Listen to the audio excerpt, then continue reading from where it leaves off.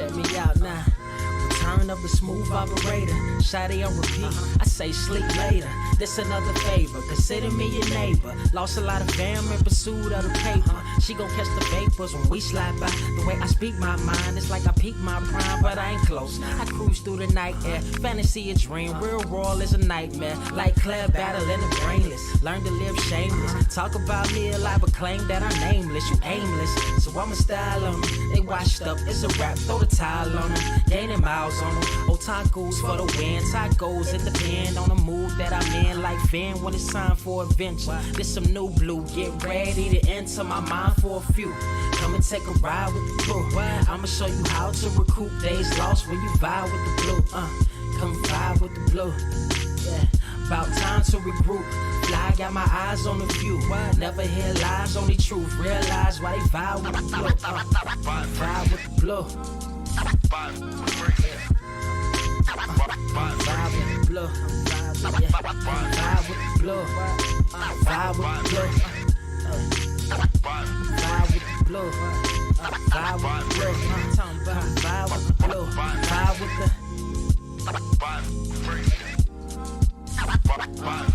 vibe with the sky. Wait, you know the rest. I'm blessed. I see you frontin' like you ain't impressed, but I still get requests. I'm playing Zelda on the GameCube. I quit spamming my music. Don't ever try forcing the links. That's a high rule. The wind waker, Mother Nature on my side too, controlling the elements. Go and check my avatar. I'm arrows ahead. Get the point. Moving forward. The battle scars accumulated over time are reminders of what I went through as a minor, but made me a grinder. The trees broke down for this loose leaf. If life's a game of death, I'm Bruce Lee. Ooh wee.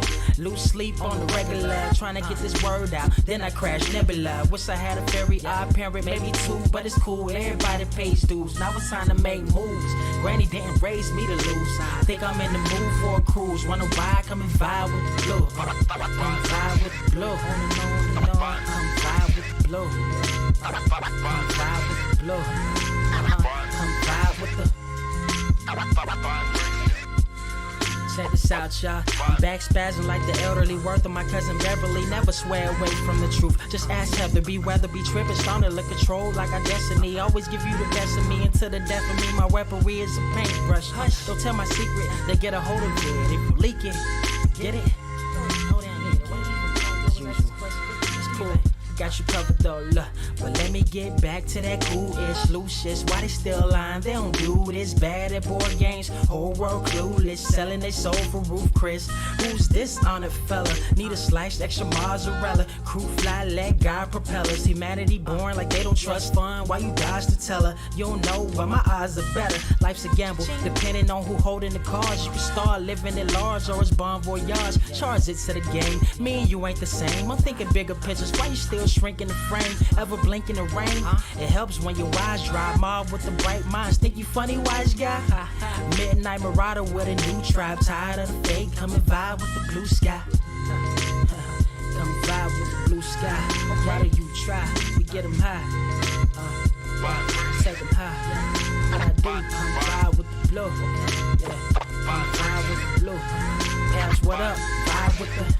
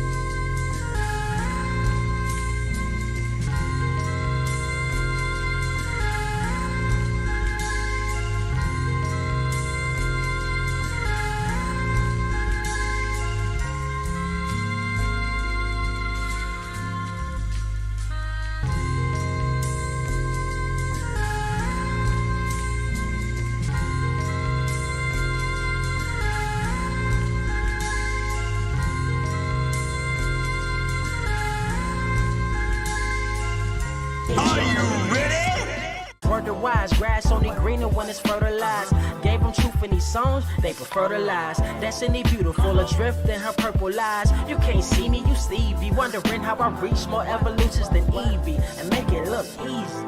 Man, dream on, yeah. Dream on, dream weaver.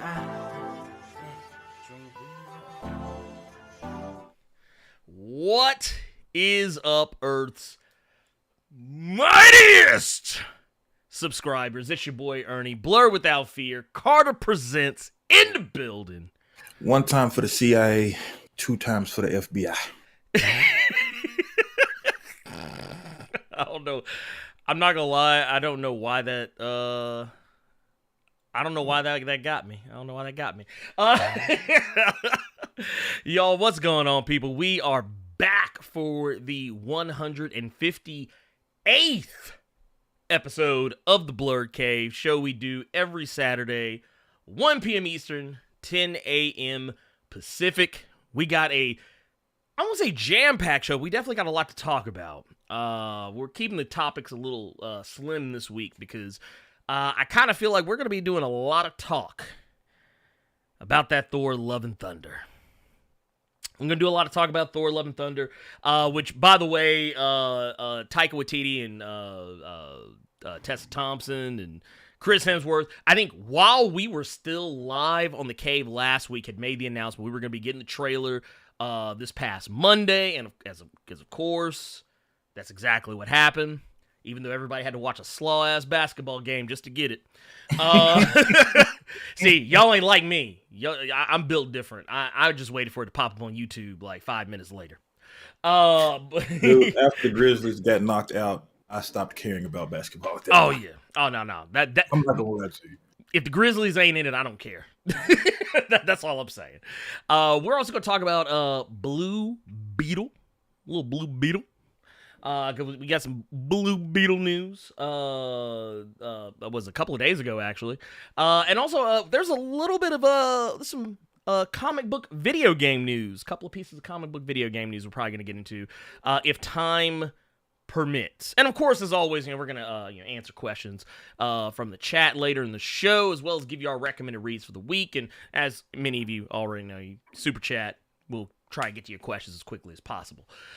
That said, you know what, Carter? Man, let's get into this Love and Thunder, man. I want to go. I just want to do it. I just want to get into this Love and Thunder because, damn. You know what?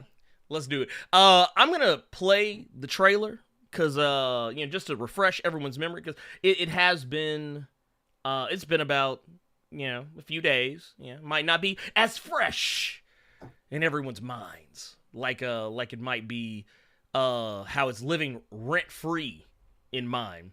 But here, let me pull this up. I want to make sure that we got this where we can. Ooh, yeah, that's the one. That's the trailer I came here for. I don't like how you sounded just to bring that trailer up. I don't like it. Carter said no. All right, we got it. I feel like every time I change these buttons around. Let's see. Do we got? Yeah, look there's a trailer. There's a trailer. All right, let's get into this. You ready, Carter? You ready? I am, because you got it right there. I got to be ready at this point. He's like, I don't know. I might not be.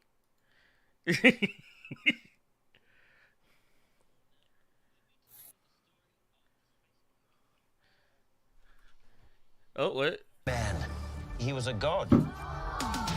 After saving planet Earth for the 500th time, Thor set off on a new journey.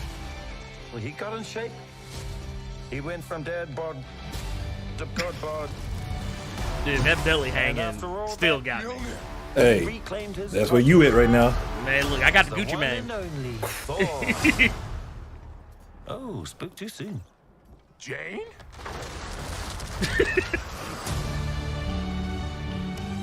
The old ex-girlfriend.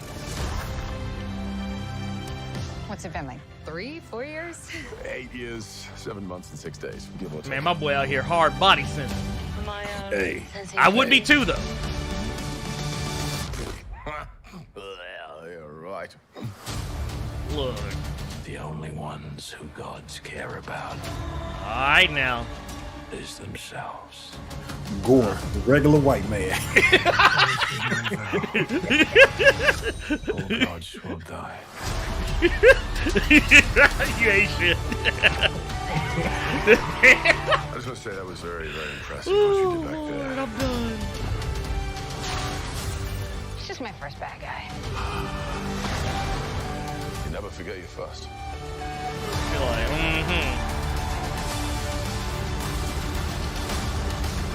You are not like the other gods that kill. That's something worth fighting for.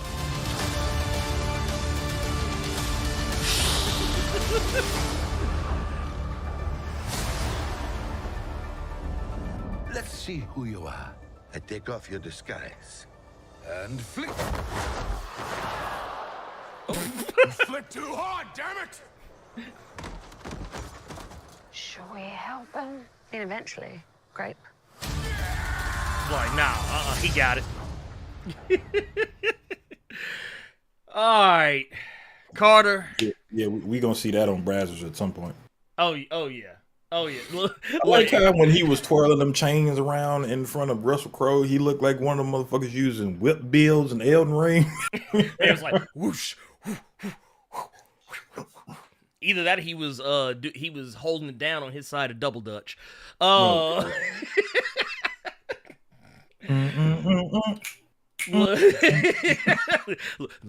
Miss Mary Mac. Louis shit. Anyway, look, y'all. Can we go ahead and put this? Can we just go ahead and put this out here? Mm-hmm. This is gonna be good to motherfucker. I don't care if no motherfucker say. I don't give a shit. Look, I do have a couple of gripes, but the gripes, they are nothing compared to the things that I love. Let's go ahead and get the main thing out of the way. Like, okay, Carter? Let's address the elephant in the room. Hello, elephant. We got our first look. And this is kind of what Carter and I predicted, that we weren't going to see Gorr until we got an official trailer. Not in the teaser. We had to get the trailer, the full trailer. This is the first actual trailer. What we saw before was just a tease. And that's exactly what happened. We saw Gorr. And we've talked about what Gorr looks like, so I'm not going to sit here and harp on what he looks like. I think we have talked ad nauseum in previous episodes about how they went in a different direction with the look of Gorr, which, you know, that's fine. That's fine. The cosplaying direction. Yes, they went to cosplay direction. Which, you know, and for those that don't know what we're talking about, I'm gonna. This is what's the best way to do this here? I'll do here. For those who are unfamiliar, I'm gonna zoom this out a little bit just because it's a little bit, a little big on the screen here. Okay. But this is what Gorr tends to look like in the comics. Gorr, the God Butcher, the butcherer of gods, the butcher of all omnipotent life. And this guy, he's an alien. He's an alien who comes from an unnamed planet. I don't think they've ever given the name of his planet. I think even when they introduce his origin, they literally call it an unnamed planet. The guy is an alien. An alien that is, under normal circumstances, they're literally about the same as humans. They don't have any, they're not like Superman, where under Earth's yellow sun, they get superpowers. It's not the type of alien that Gorr is. They're just regular ass fucking people. But yeah, they decided to go in a different direction with this. And it's very likely for the same reasons that Carter and I cited the last time that we did this. And those reasons were, they probably did it because they didn't want to hide Christian Bale's performance behind a bunch of makeup and a bunch of CG. And honestly, for a character like Gorr the God Butcher, who I would actually say, and I think I said this in my video breaking him down, I think that he's one of the more compelling comic book villains we've gotten, like original comic book villains that we've gotten. Well, I'm not talking about a character who's spun off from someone else. I'm not talking about a character who's like a evil dark mirror version. I'm not talking about the Batman who laughs. Not some multiverse version of a character we've already got, who is literally just a copy of another character we already had. I'm talking about like an actual dyed-in-the-wool original comic book villain. This dude's probably one of the more compelling ones. He has gravitas. When you understand his origin, you get... Like, he's one of those characters that you're not supposed to like him, but it's easy to sympathize with him because of the things he's gone through. Carter, I hate talking about X-Men Apocalypse, but that was a problem. You couldn't...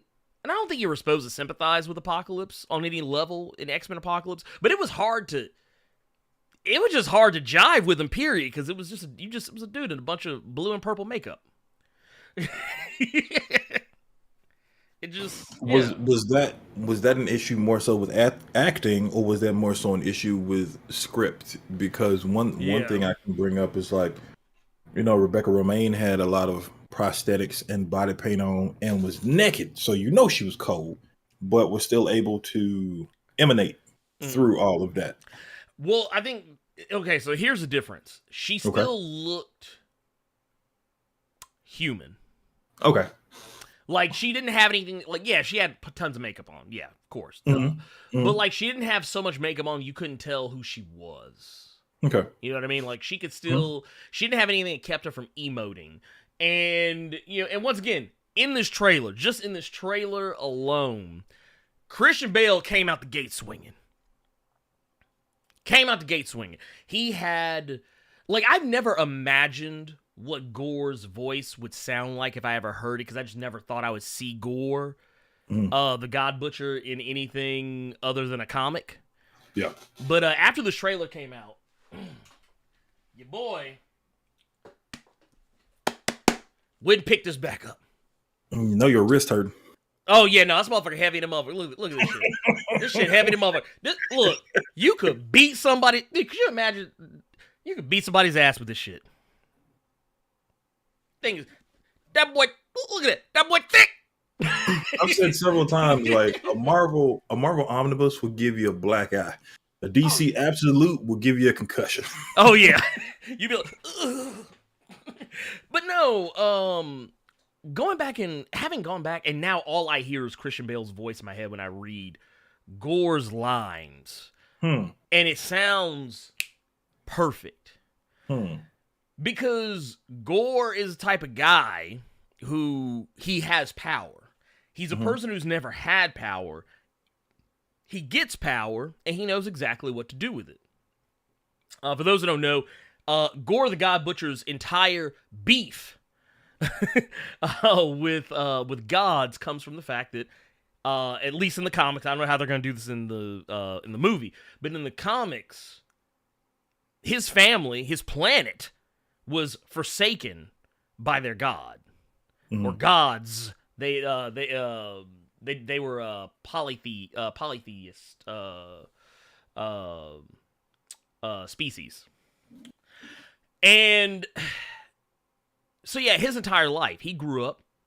Everyone worshipped gods around him, and he just kind of went with it because that's just what he was taught. But when all of his children die, his wife dies.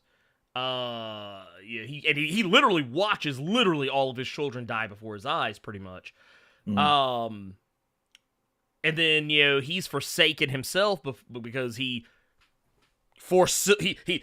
blasphemed against the gods, and then suddenly gods just appear falling out of the fucking sky right in front of him, and he's like, well, wait a minute, it's like I just started to not believe. And now here you guys are, and now you've proven to me gods are real. And now I'm wondering, where the hell y'all been? You know what it was? You know what Gorr is? You know what Gorr is, Carter? Gorr is all of those people who asked the same question when the Eternals trailer came out. Where the fuck were y'all when Thanos came out? Where was y'all with Thanos? I was thinking something completely different. Yeah. I was thinking something completely different. I was thinking about Preacher. Oh, okay. Yeah. Because everything that you're saying, I didn't even I didn't put two and two together because Mhm. it's been, oh God, it's been ages since I've read that Thor run. Mhm. But it sounds like, okay, we don't know if gods are real. Now Mhm. we find out and realize that they are real, Mhm. but they're assholes. Mhm. Terrible.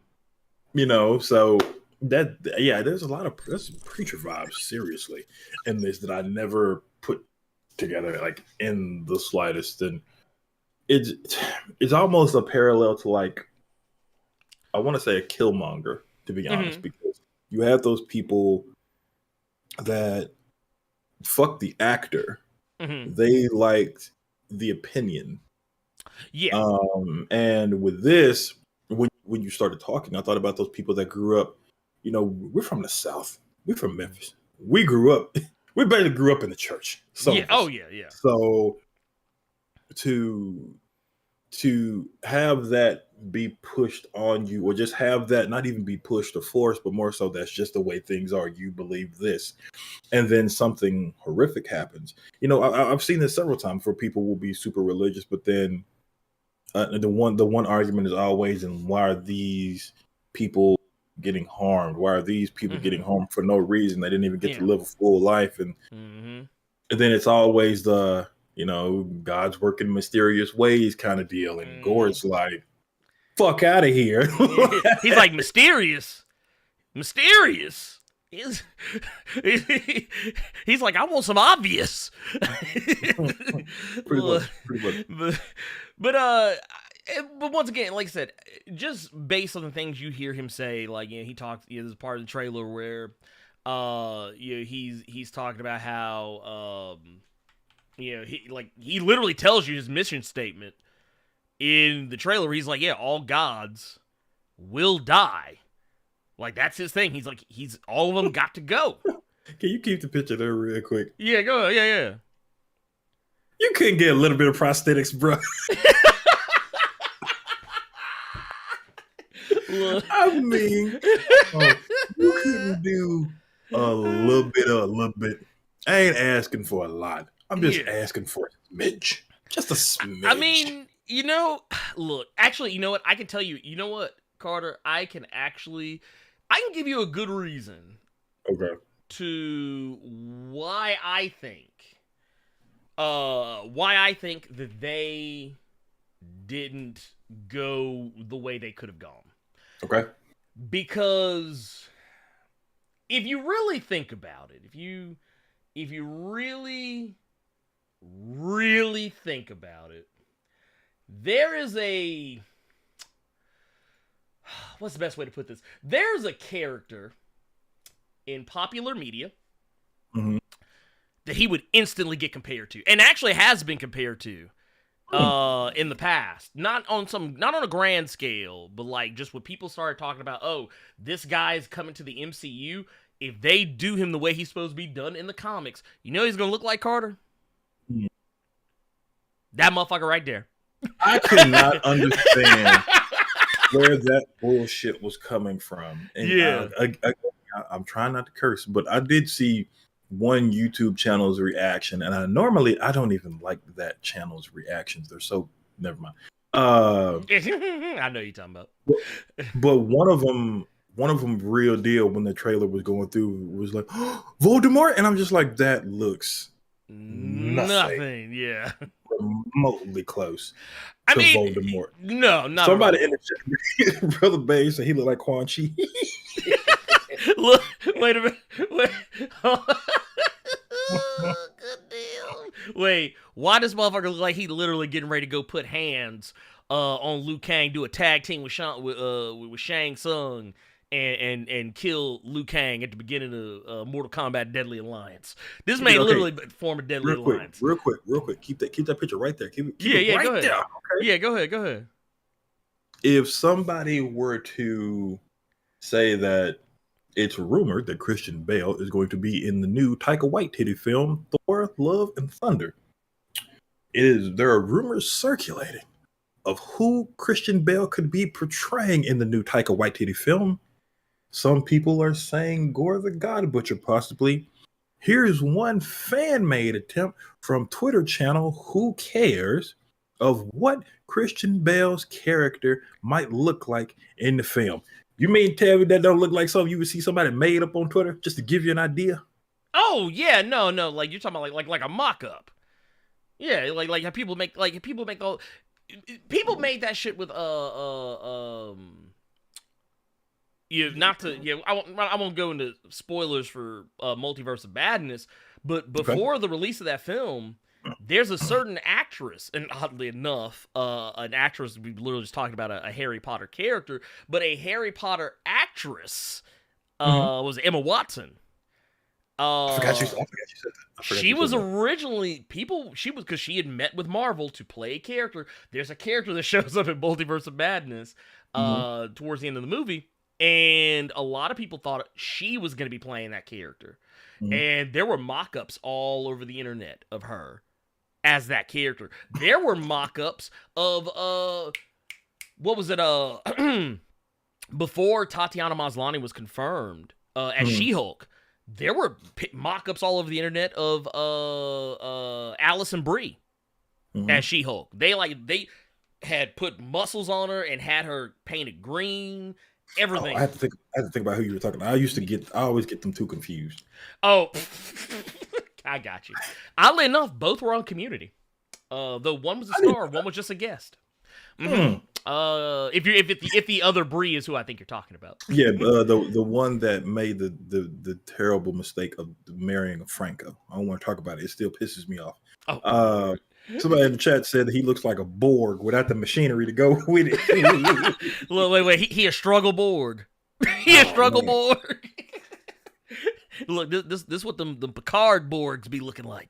That boy is like 7 of 3/4. He ain't even 7 of 9. He is 7 of 3/4. I mean, you look at him, it's like, bro, where you gear at? Where you gear at? BRB. Yeah, right. Any business, man. But no, don't get me wrong. Don't get me wrong. I definitely feel like at this point, and here, let me add this on because I didn't do it earlier. There, put that down there. There you go. But yeah, I feel like with this trailer, with what they did with this trailer, they did the best they. Honestly, let's just put it like this.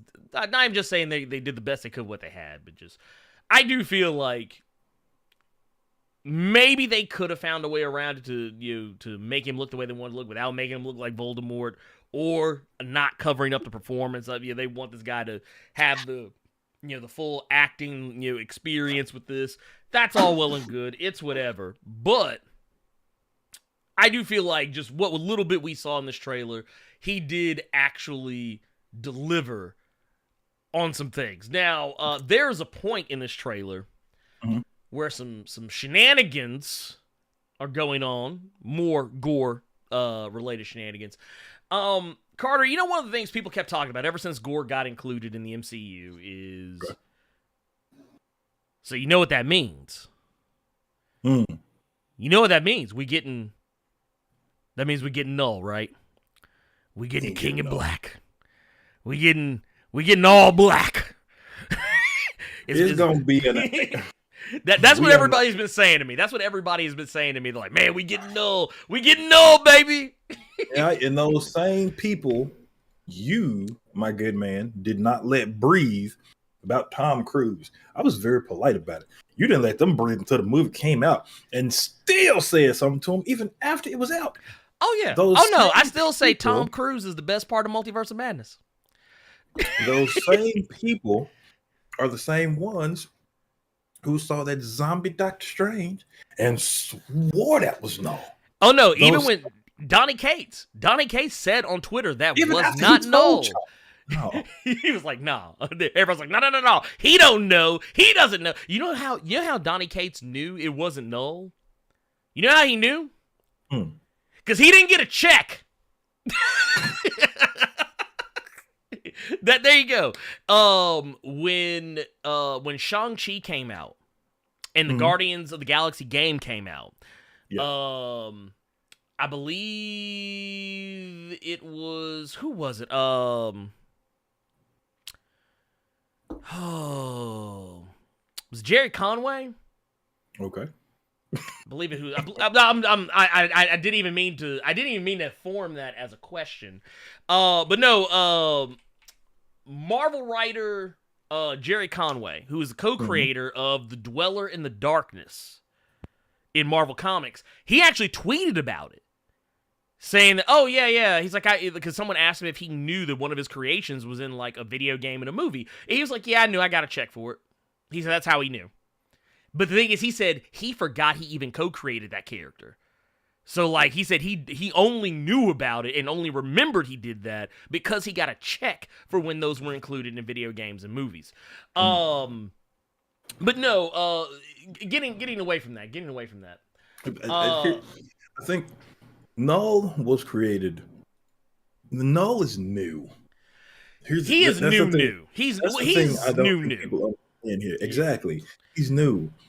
People have to understand these movies are written and thought out well in advance. Mm-hmm. So because of the C word happening, all of that stuff got put on hold. So, gotcha. Books were able to come out. I don't know. It took me a while to realize what I was like. I was sitting there, I was like, C word. Now I'm sitting here like Ben Shapiro, like wet ass P word. Jesus Christ. But my thing is, during this pandemic that happened, a lot of books were able to come out when certain stuff was already supposed to be in production, certain stuff was already supposed to have a trailer out, certain stuff was already supposed to be out. So you all real deal have to get all this Null stuff out of your mind, because it wasn't that long ago we were talking about Eddie Brock falling for damn near 10 issues. So well, you're not getting you can look at the trailer. Yeah. You can look at that trailer and see, okay, there is nothing symbiotic about that. That is a level 1 broadsword you gonna drop as soon as you beat the first boss. No. I'm gonna stop you right there, Carter, because I'm about to CSI this shit. Oh God. Enhance! What do you see before you, Carter? What do you see before you, my good man? One of them OG Windows 98 backgrounds that wouldn't stop moving. Look. Don't ever make the goddamn noise in my ear. Danger. That is what you see. There are tendrils surrounding him. I believe this is... I'm going to go on a limb and say this is the moment that he discovers the power to kill a god. That's what I'm going to go on a limb and say.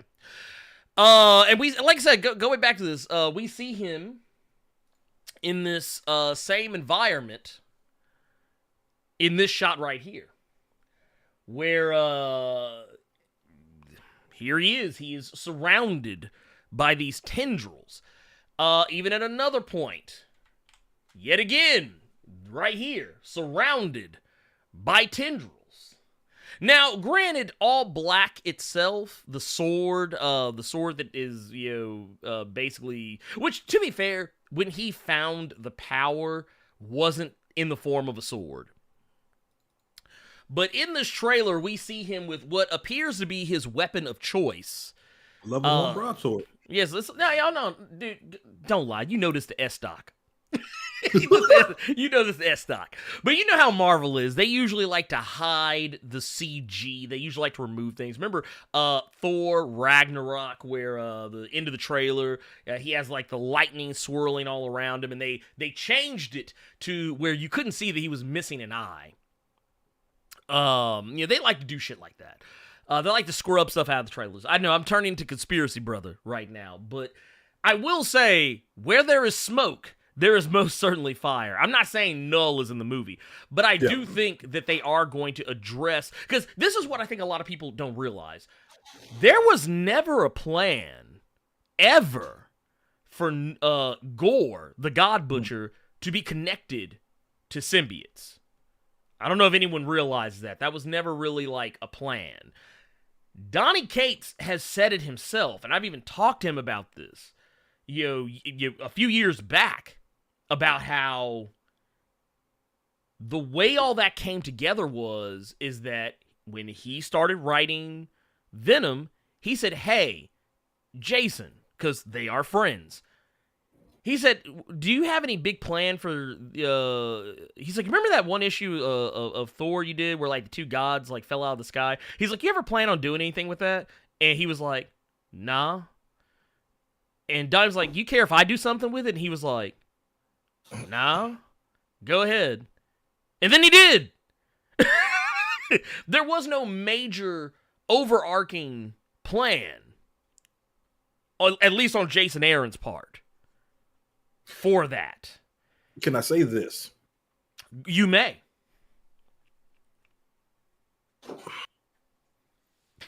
Go ahead. Go off. No. I'm trying to think of what. I guarantee you, and if I'm lying, I'm dying. If this comes out to be wrong, I will actually do what you and I talked about. Okay. Me doing for the non-cursing on the streams, because I'm trying to tone that down, to be perfectly honest. So let's do this. Let's do this. We're gonna say it live. We're gonna say it. Yeah. It won't be anything remotely close to null. It won't be anything close to symbiotes. It might be some alien species that Thor don't know about, that they don't talk about. But if, for whatever... Spider-Man might get later. I'm joking. No, but, okay. If that actually I'm joking. I'm joking. No. But that actually goes to my point. If this is something, and they reference null, they reference symbiotes, or we get some kind of Spider-Man thing. If we actually end up getting that, I will buy somebody that entire Venom run and give them some of my collection for the free. Okay. All right. If I am wrong, and this just is not some alien species that Powder Christian Bale found on some planet. If this is not some weak alien thing that he was able to use his evilness and the black that is in his gums when he's trying to spit it out. Look at that. I'm telling you, that looked like he bit his lip, but he don't want you to know that it hurt. That's what that picture looked like. He's trying to smile through the pain. But if we get any kind of null anything, somebody's getting some free books on the counter card. Uh-oh. All right. Now, you know what's funny is, so when this trailer came out, one of the first things I saw people talking about on Twitter, they said that this right here, this shot, there are a lot of folks comparing. She looked fine. That's right? Like he did. Right? He's like, damn, look at that ass. Like that girl thick. When he started cheeks. Right? They said in that shot, he looked like dude right here. Oh. They kept calling that dude Uncle Fester the God Butcher. Oh, goddamn. I'm sorry. I had to do it. But, look, I'm gonna be real with you. Yeah, there are definitely some things in this trailer that kind of make me think there might be some symbiote connection. As someone did just point out in the chat, as I was about to point out as well, yes, we did even see that there is a piece of the symbiote in the main Marvel universe as of No Way Home. Not saying those two are connected. Not saying it all, but just saying that there is Marvel clearly has a plan for symbiotes going forward. They've already planted the seeds for it. I don't think that's going to be a thing that goes, like, unaddressed at all. But I hate the internet. I really do. Why? What happened? Why they do Uncle Fester like that? I never had that in my head Look. until you just put them together. Look, Christopher Lloyd ain't do nothing to nobody, man. Y'all need to leave him promise out of you. this. He ain't done nothing to nobody. I promise you. Leave him didn't. alone. Leave him alone. I was cool and content with my powder jokes, and y'all done brought Uncle Fester in here. Now, I will say this. You know what? You know that sword we were talking about? We actually get a better look of it in this trailer. I will say, it's actually bigger than I thought it was. That's what she said. It is. You know, here, I'll hit the button. Danger. But if you look at this shot right here, that sword's actually a lot bigger than I initially thought it was. It looked, in the picture we showed before, it did look like that level 1 broadsword. Why it look like the Elden Ring pose on the cover art? Right? Look, wait a minute. Why was it when I looked, I was like, I started hearing the music in my head.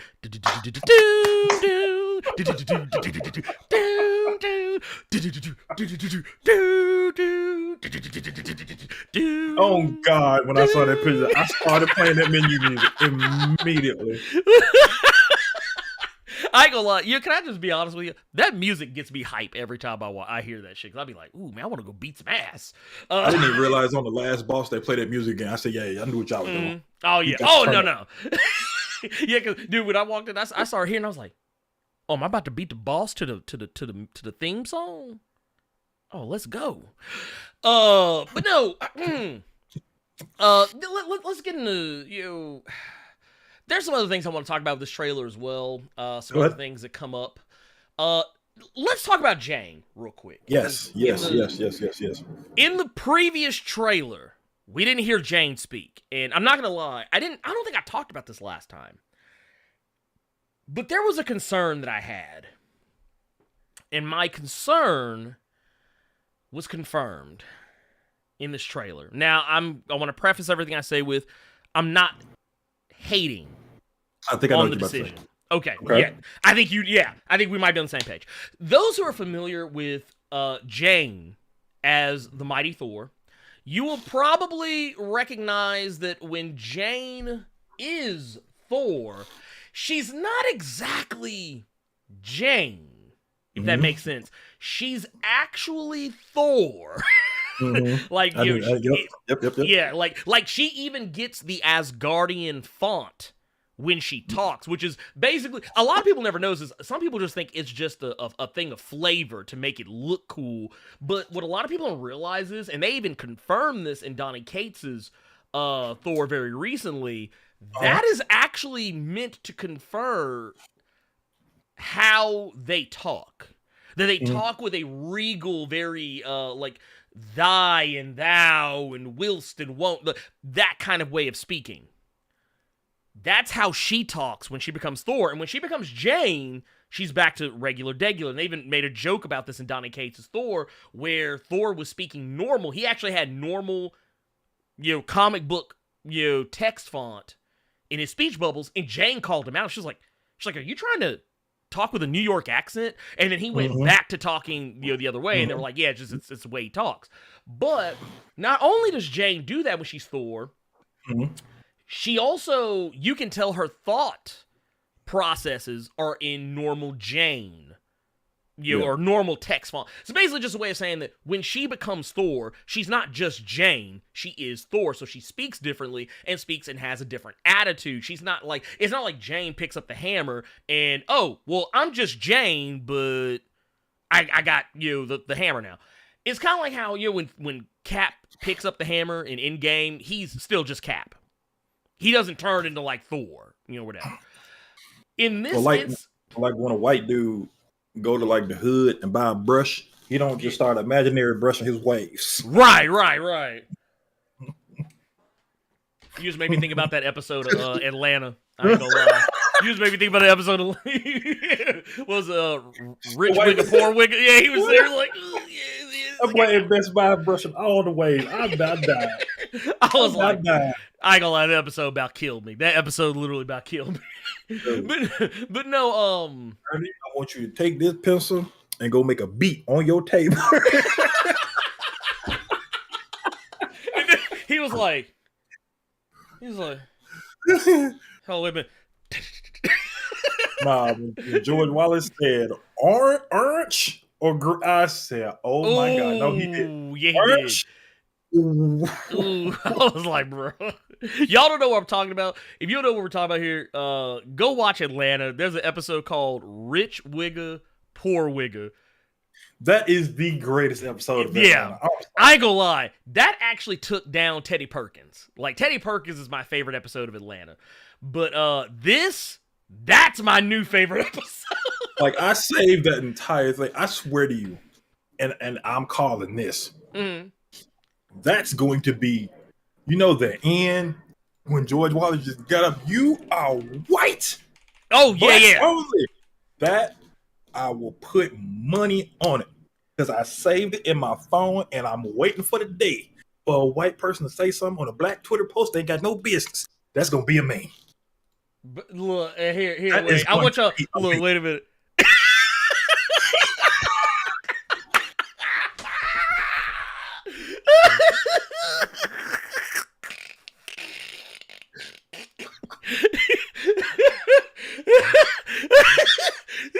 That look just like, yep, no white girl finna catch it. Oh yeah. Like, And, Amber finna get it. oh my god. Oh Lord. Oh my god. Oh, I'm so done. I'm so done. Okay, I'm done. All right. Anyway, back to what we're talking. Anyway, back to Jay. Back to Jay. Anyway, so in this, I had concerns because Jane Foster in this trailer, she's not the What's the best way to put this? Okay, so yeah, when it's revealed that she is Thor in this trailer, which, by the way, I think the scene we saw in the teaser and then the scene we see where Thor figures it out, they're like two separate scenes. It's pretty obvious he sees her first as Thor, and they kind of pull from the comics where, like, Thor doesn't know that, she's, Thor. Yeah. Like, he doesn't have a clue who it is. And I say this because he's wearing two completely different outfits when he finally realizes who she is. Part where he's sitting there going like, look, Jade? By the way, I'm going to be in the minority, but that looks fucking stupid. No. Well, I'm going to tell you why. Because it's CG. It's a CG helmet. And I can look at it and tell. Okay, so you know how people talk about how the MCU has bad CG in certain parts? Okay.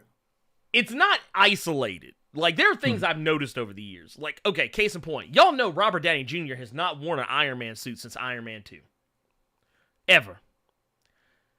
You know the part in Civil War where you see him talking, he's like, Underoos! He does not have the suit on. That's CG. Wow. You can tell, look at his neckline. Okay. Look, like, remember how we were talking about Mark Ruffalo and the Hulkbuster?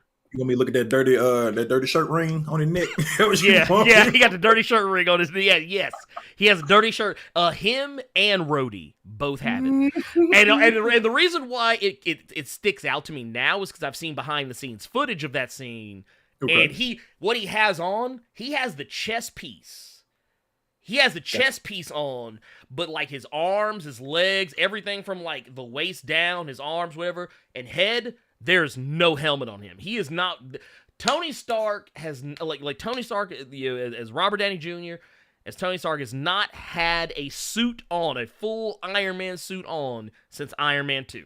Iron Man 2 is the last time, and I think even then, I don't think he even wore the actual full suit. Some of that might have been CG. But no, the helmet here is CG. That's why it looks weird.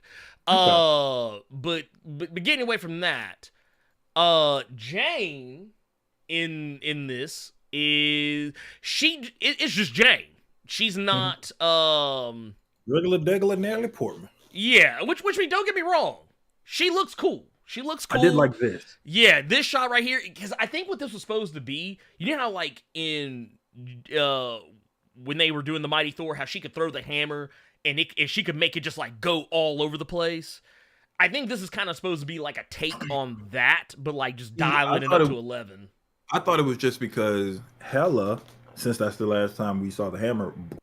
No, we'll take that back. You know what I mean? Oh, but it got broken. The hammer got broken. So I was looking at this and I'm like, damn, so she can actually throw the pieces that She actually released the hammer and hit my. I think you're right. I think you're right. No, I think you're right about that. I'm just saying that I think that's what it's supposed to mimic is how Thor would throw the hammer and it would just go everywhere. Because when I saw this, I'm kind of hoping that in Donny Cates' run, Odin just gets salty for whatever reason, and then Thor just can do that with his hammer now. Yeah, I'm kind of hoping if Thor can do that with his. No. I'm hoping the same thing. Yeah, because you can even see here in the shot, it does actually look like it's split apart. Mm-hmm.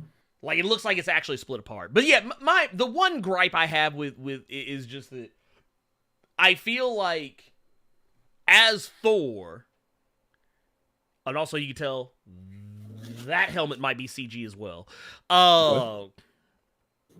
But honestly, CG falls apart when you have a still image. That's why I always tell people never judge a movie based on a still image.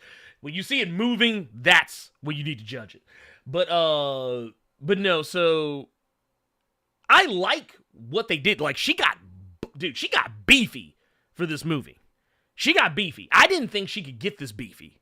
Yeah, she got toned. She did. Oh no, that girl, she thick now. Coming from the movies that you've seen, and no one make fun of me, but the one movie I think about is like when she had her butt out in what's that movie? Your Highness. Yeah. Mm-hmm. How skinny she was, or thinking about Closer, or No Strings Attached, or the Star Wars prequel. She was kind of a string bean. Nothing wrong with it. No. I mean, I always think about Black Swan. I've never seen that movie. Have you ever seen the anime Perfect Blue? Yes. Basically, that is what Black Swan is. It's Perfect Blue, but with ballet and white people. I just didn't want to be sad because I heard that Darren Aronofsky did it, and I'm like, I don't want to be sad again. I don't want to be No. It's that you were right to feel that way. Sweet. But yeah, I just think everybody thinks of her as just like really adorable, cute Natalie Portman. So to see her kind of toned up with a little bit of muscle, like it reminds me of that Saturday Night Live skit when she was rapping. If you all don't know that's a thing, just look that up. Yeah. Just look up Natalie Portman rapping on Saturday Night Live because she did it twice. It's great. Yeah, it is great. Like I normally cringe at things like that, but yeah, it actually is legit. Yeah, I think that's what's getting you and a lot of people is like they're thinking about like V for Vendetta.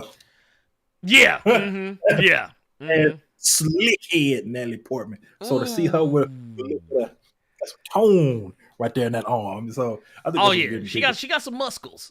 Now here's another thing, Carter. Some people caught this, some people didn't, but I'm gonna go into it right now. And I'm not talking about this specific part, but yeah, we obviously Zeus in the movie. Russell Crowe. We called it last time when the teaser came out. But did you know Russell Crowe actually changed his profile pic to this on Twitter? With the flick. I don't know if it's still that way, but yesterday he had posted it. But, I love how some of these actors just like some of them always at the gym. Some of them got to look chiseled. Russell Crowe looked ripped for Gladiator and said, "Yeah, I'm done after that one." Oh yeah, that mean that boy got the dad bod in full effect and ain't mad at it. Still got the armor on. I said, "Okay." Husband to a murdered wife. That fucking father to a butcher son. Now the motherfucker like now you're like now I got the flick. He said no. He said I was Gladiator, but you know what? Now I do the flick. That's how I take out fools. But no, I'm gonna go tell y'all right now. He gonna catch it. He gonna catch it, and I'm gonna tell you why I think that. Carter, there's another scene they show in this trailer where Tessa Thompson got something. Well, looking at that naked Thor scene, we know what she want to get. Hey, I'm just saying. Oh, okay. Look at her hand. Look at her hand right now. Now look at that shot. She got that motherfucker Thunderbolt. Now, I mean, he could have just as easily just handed it over to her. Say, hey, go ahead and take this go off, queen. But I don't think that's the case. Queen. Okay, bro. look, could you look? You could imagine this motherfucker saying that shit. He's like, here, man, go ahead and take that. Go off, queen.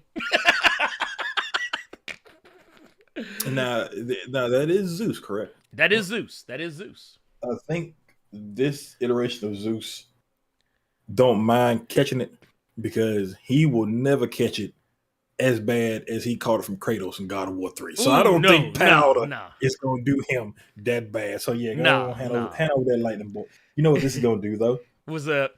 Like, people are complaining now. Mm-hmm. Oh my God, Tessa Thompson is going to have Zeus. Like, let's say she just gets Zeus's powers or something. Yeah.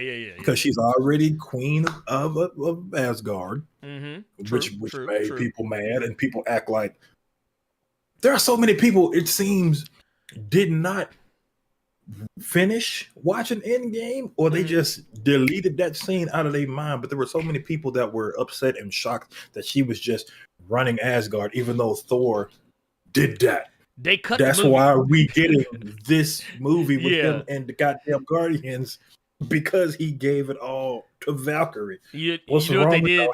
They cut the movie off when Cap went into the portal to take the stones back. They cut the movie off after that. They ain't see nothing else. They ain't see shit else after that.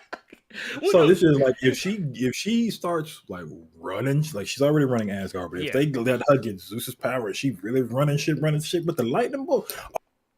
Some of them dudes on Twitter finna lose their mind. Well, you know, another thing people are mad at too is the depiction of Zeus. I saw some people complaining about this online, talking about how did you ever see you remember the Snyder Cut Zeus, right?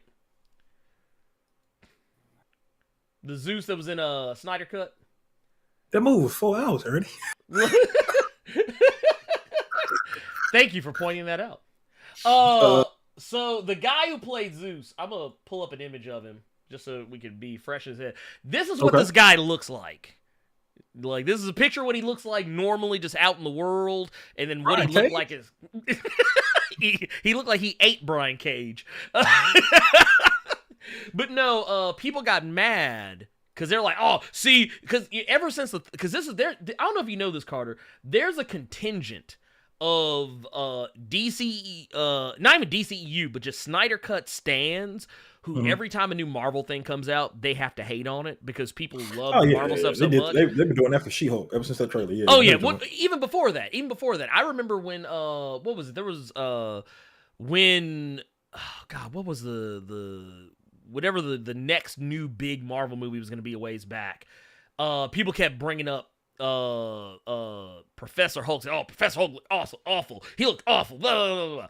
And then, when Spider-Man No Way Home came out, everybody was like, oh, well, this scene is random, blah, blah, blah. Like, people always got to hate on some shit. People got mad because they ain't getting this version of Zeus in Marvel. They're like, oh, Snyder Cut did it way better. They got a way better version of Zeus. But then I saw a lot of other people, smart people actually, pointing around that Zeus is not necessarily...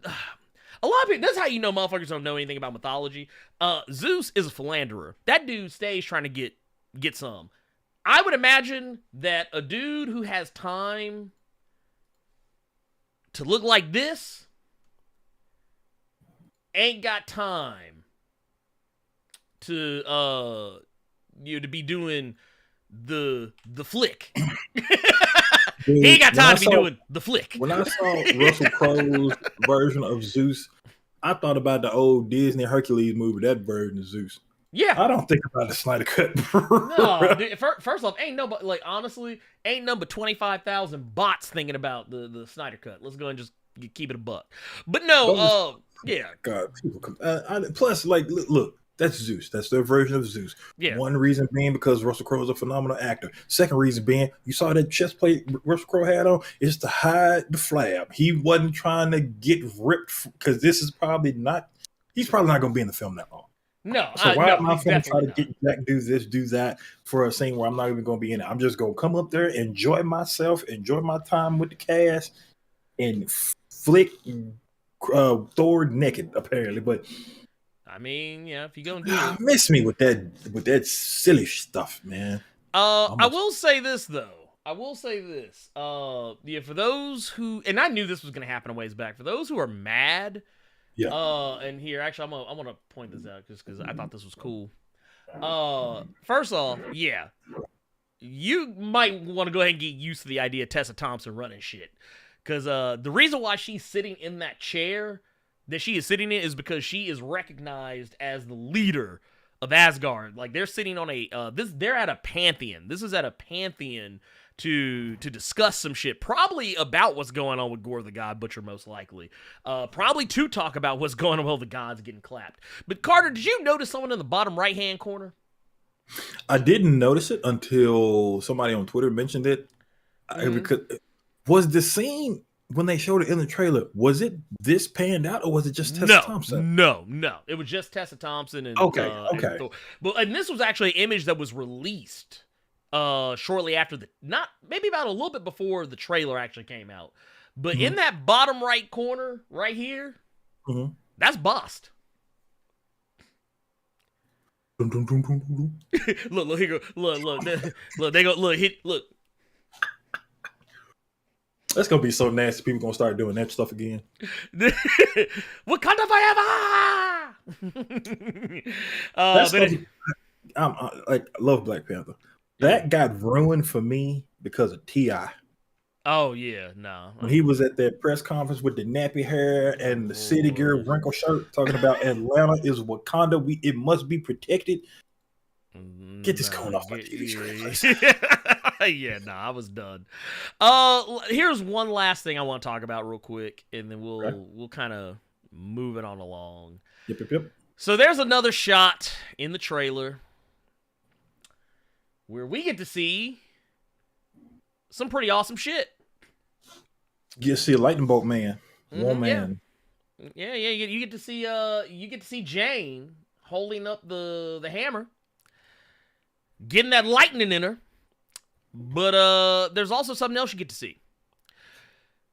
We get I believe this makes third appearance of the Living Tribunal in the MCU. Matter of fact, I'm gonna pull it up right here. There's a little image I got right here. Let's zoom out a little bit. So yeah, you got the Living Tribunal right here. This is, like, once again, the third time the Living Tribunal has shown up in the MCU. First time, I believe, was in Loki. I think it was episode 5 of Loki. We also saw, as a matter of fact, I even have some. There you go. That was a statue of him right there. I'm sorry, hitting you. I'm sorry you had to go through that. He said, when I was in the movie theater looking at the Endgame, some white girl was next to me going, Wakanda forever. I couldn't stop myself. Oh, Lord. This man. Those white dudes I see when Roman Reigns come out, throwing up the one. All them little nerdy looking white dudes talking about we the ones. Oh, wait. You ain't about to be like Sami Zayn calling Kevin Owens Oos. That did happen. He was calling Kevin Owens Oos. He kept calling him Oos because I think he tag teamed with he was hanging out with Roman Reigns and the Usos a little bit recently, and now he hanging out with Kevin Owens. Now he's trying to act like he part of the family. But getting back to it, you said this was in Loki, correct? Yeah. That last shot was in Loki. This was in Multiverse of Madness, where we see. This is when they were falling through the multiverse. Yeah. Okay. Right. And now we see him. We see him yet again in this shot right here as a statue yet again. Yeah. Right here. We also got Uatu the Watcher right here.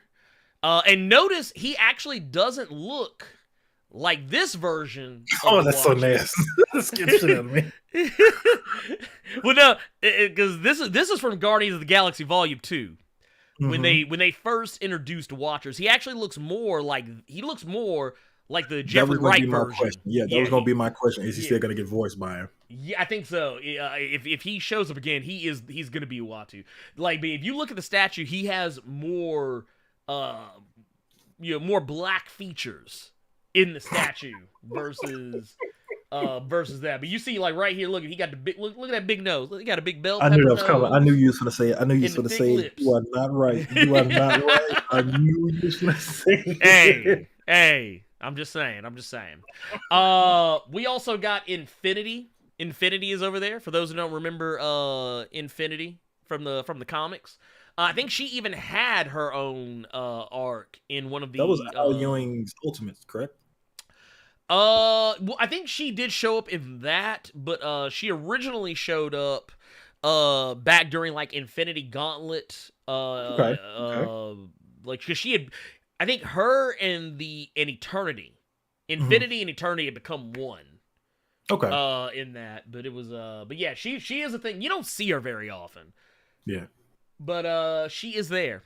We also have, this is the one that took me a long time to figure out. And I actually needed some help to do this. But this is Eon right here. A lot of people probably don't remember Eon. He's kind of a deep cut. But this is Eon. Wasn't he in Volume 2? Which one? Wasn't he in Volume 2? I think so. You don't Wasn't that see Quill's him. dad? No. That's Ego. You're thinking about Ego. Okay. You're thinking about Gotcha, Ego gotcha. the Living Planet. Okay. This is something else. But you don't see this character. Actually, I think, if I'm not mistaken, I think this character is dead in Marvel Comics right now. Much like Ego. And then you also have Death. This is actually the classic look of Death in Marvel Comics that we are used to seeing. This isn't the Donny Cates version of Death here, where she all gussied up, looking like she ready to go to Goth Night at the Blue Monkey Lounge. Peaches and cream. Death at Peaches and cream. Oh man, what? But no, I thought this was cool. I don't know if this is gonna amount to anything, but I do think it's funny that they are like, and this is a trend that's been going on a lot lately. Because remember, Thor Ragnarok had an allusion towards Beta Ray Bill, as well as various other cosmic entities in the Marvel Comics universe. So they're doing it here again. I don't know what this is supposed to be. I'm presuming this is supposed to be some kind of special place, because it has statues dedicated to these particular characters. Whether or not any of these play into it is hard to say, but I do know there was a rumor going around that the movie was under 2 hours, which apparently Chris Hemsworth said is not true. So we'll have to wait and see. Comic movie going for the long haul, ain't it? Wow. Well, a lot of people that was one of the reasons people complained about Multiverse of Madness, because it was shorter. Apparently because there was rumored originally It was 2 hours. It was 2 hours, but just over. The last couple of Marvel movies have been like 2.5 hours long. 2 hours, either 2.5 to 2 hours and 45 minutes. Yeah. So a lot of people, which led a lot of people think that a lot of stuff had been cut from Multiverse of Madness, which may or may not be true. I think I actually have heard rumors that they did cut some stuff from Multiverse of Madness. So who knows? But that's pretty much everything in the trailer that I wanted to focus on. Like, I mean, yeah, when it comes down to it, this is gonna be good. Here, let me zoom this out a little bit. I didn't realize the image was that big. But yeah, I think it's gonna be good. My little gripes aside, man, I told you, dude, she got big. I really want to see, because I know they're gonna probably put her in women's health or something like that. I really want to see how like toned and big she got, because I know they recently did that for Hilary Duff, and that girl had 3 kids and still just out here. Whoo, peaches and cream. Yeah, peaches and cream, my friend. Ducky, quack, quack. Look, I'm just saying, man. Yeah, I really do want to see how just big she got for this movie. Oh, most certainly. Let's get into, let's switch gears. Let's get into questions. What, super chats? Yeah, let's get into questions from the chat real quick. We got let me scroll them down. Chats too. Yeah, well, I know we got a couple early on. There was one that came up before we even got started. Which is appreciated. Very appreciated. This one I can't show because it was literally a good ways back. It was a very good ways back. But they said the $2 super chat. This is from Victor Creed. Says Thor is gonna be epic. Yes, it will. Yes, it will. We also got. Here, let me see. Can I go back and get some of these? Because I know we got there was a lot going on way back here. No, I cannot. So I apologize. Some of these I will not be able to show because we were catching them a little late. But we did get one from the homie Poe Archery Media, my homie Antoine Ghost Mitchell out here. But he dropped one saying, supporting my favorite show by two of my favorite folks, celebrating 15 years married this week. Ooh. Keep up the awesome work. Yes, dude, congratulations. Like I said, I hope, first off, get you another 15 strong on top of that 15, and then get another 100 more. Get them all. I love to see it. I love to see it. People don't stay together no more. They always, quick to break up. They act like they don't love each other. But yeah, I love to see it when people are happy. I'm not saying stay together if you ain't happy, but if you're happy, and I don't think many people stay together that long if they ain't happy these days. So yes, dude, keep it going. Keep it going. We got another one here. This one I can show. This one's from S.O. Grizzly with the $10 super chat. Let's see. Right here. Says, Natalie Portman does not age. Damn, she is fine. Men of culture agree? I mean, I agree. But see, here's the thing, though. I'm going to tell y'all why Natalie Portman is a weird one for me. I'm going to tell y'all why. See, I saw a movie once when I was a younger lad. And it has forever changed how I view Natalie Portman.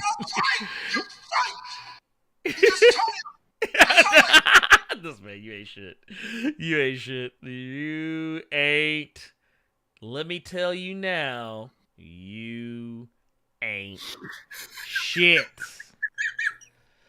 But no, I still remember Natalie Portman when she was but a small child, acting opposite of Jean Reno.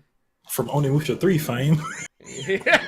Man, look. Wouldn't that be disrespectful? That is disrespectful. We just forget all the movies he's done. Oh, yeah, that's that Frenchman from Onimusha 3. Man, look. He didn't take that L from Gary Oldman in Leon the Professional to be remembered as the Frenchman from Onimusha. Lord, no. This man literally taught Natalie Portman how to be the perfect assassin. Yes, he did. And I just always remember her from that. Like, that's all I always think back to. So then I'll feel dirty. It's like when people bring up Hayden Panettiere and then they bring up the Titans. I said, nah, I can't go back that far. Nah, I can't go back that far. Can't do it.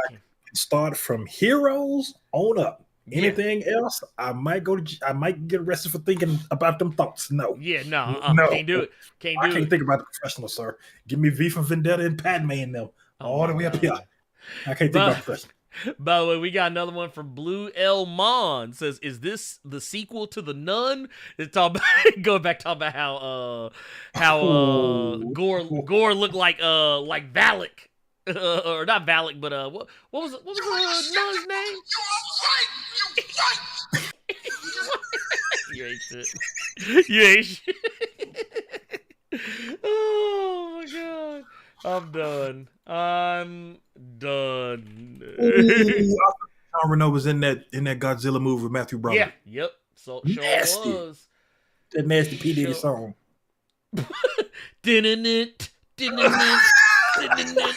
No,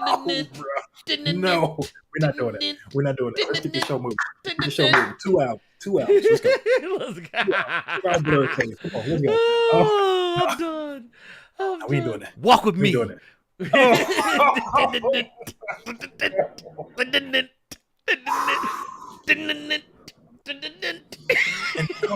had the nerve to have a cartoon based off that nasty movie.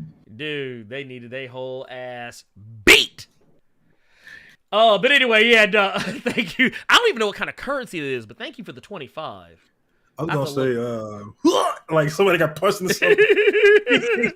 Wait, hold on. I'm actually looking it up now. What country? Croatia. What? Croatia. Wow. What? We got people in Croatia watching this. That is bruh, we out here. nuts. We out here. Dude, thank you for that, by the way. Thank you. Damn. Thank you for the 25. This motherfucker. Look, wait, look, that sounded like you were trying to say Florence.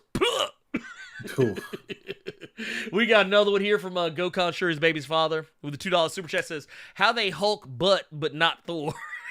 What? No, somebody else brought this up that Taika Waititi, he's constantly he showed Hulk's ass in Ragnarok. Now he's showing Thor's ass. Oh, yeah. Okay, I see. Yeah. Kind of fascination with men's butts, because somebody else in the chat said, why can't we see like Jane's butt since she's all toned and stuff? You're never going to see a woman's backside at any point in MCU. Not even. I'm talking fully clothed. You're not even going to see. Talk about this scene right here. Yeah. I get it. Yeah. What if honestly, it's pixelated in the movie when it come out? I think it might be. Like Zeus just got that power, but it just sense ass. Look, wait, I ain't gonna lie. If they did it, if they actually went meta like that and made it where Zeus was the one to put the pixels there, I would holler. I'm not gonna lie to you. I would be so into it. Let's keep it going. We got another one here from LJ Brown with the £5. Says, that binge of Obi-Wan and Stranger Things is messing with my vision. It's making me see Blerd look like a cross between Das Effects and Milli Vanilli. Bruh. Look, first off, props for remembering Das Effects. You just made me feel old the motherfucker.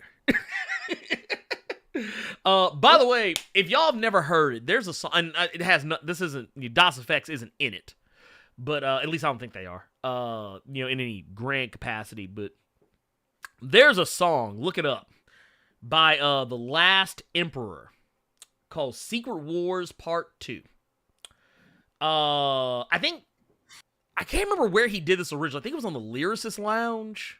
Okay. Way back. But it was basically a rap song where basically The Last Emperor, who's a really good rapper, by the way, very good rapper from back in the early 2000s.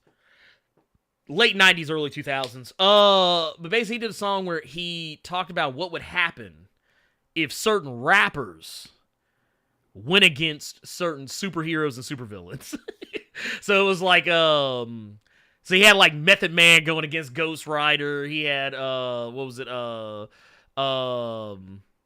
Lauryn Hill up against Storm. So it was basically just it was a freestyle thing that he did. It ain't meant to be taken seriously, but the lyricism behind how he justifies things that happen in it are really cool. Okay. But yeah, it's awesome. I highly recommend it. Also has a really nice beat behind it. And we got another one from the homie, the Elite X1 with the $5. Says, I can't help but feel like Thor is going to catch it in this film. Why is Korg telling kids tales of Thor's life? Underneath this odd tree. Concerned Doge. Concerned dog. But no, I wouldn't be surprised. No, I think he is going to catch it. I think he's going to catch it bad. I don't know if he's going to die. Yeah, that ain't happening. I don't know if Thor is going to legit get sent from this earthly plane. No. Absolutely. But I definitely think something's gonna happen that's gonna change him. It's kind of like how you know, Carter, we've talked about this before. Like, they always say the death of a certain character. It's rarely ever the actual death of the character. It's the death of the concept. I think he's going to be in this film. I think it's going to be primarily about him, but it's going to be a thing where he's not going to be the number one for the entire film. I think Jane is going to be right up there next to him, and I would put money on Jane beating Gorr and not Thor, which I think would love to see it. Oh no, I would too. He's a rage in the theater because y'all get to make fun of Cardi bootlegging again because I'm recording that moment. Oh, yeah, I'm yeah. recording that moment, and I'm showing Ernie. I'm telling everybody, look how mad. Look, no. Hey, I want you to when you do it, pan the camera around the audience when they see it happen. Look how everybody be like, "What? This is bullshit." Oh yeah, I can't wait for this. I'm gonna be that. I'm gonna be the one behind the camera screaming, "Fuck yeah, girl power!" Just to get more rage. Look, wait. This is gonna be Carter. He's gonna be like, "Yas queen, yas queen."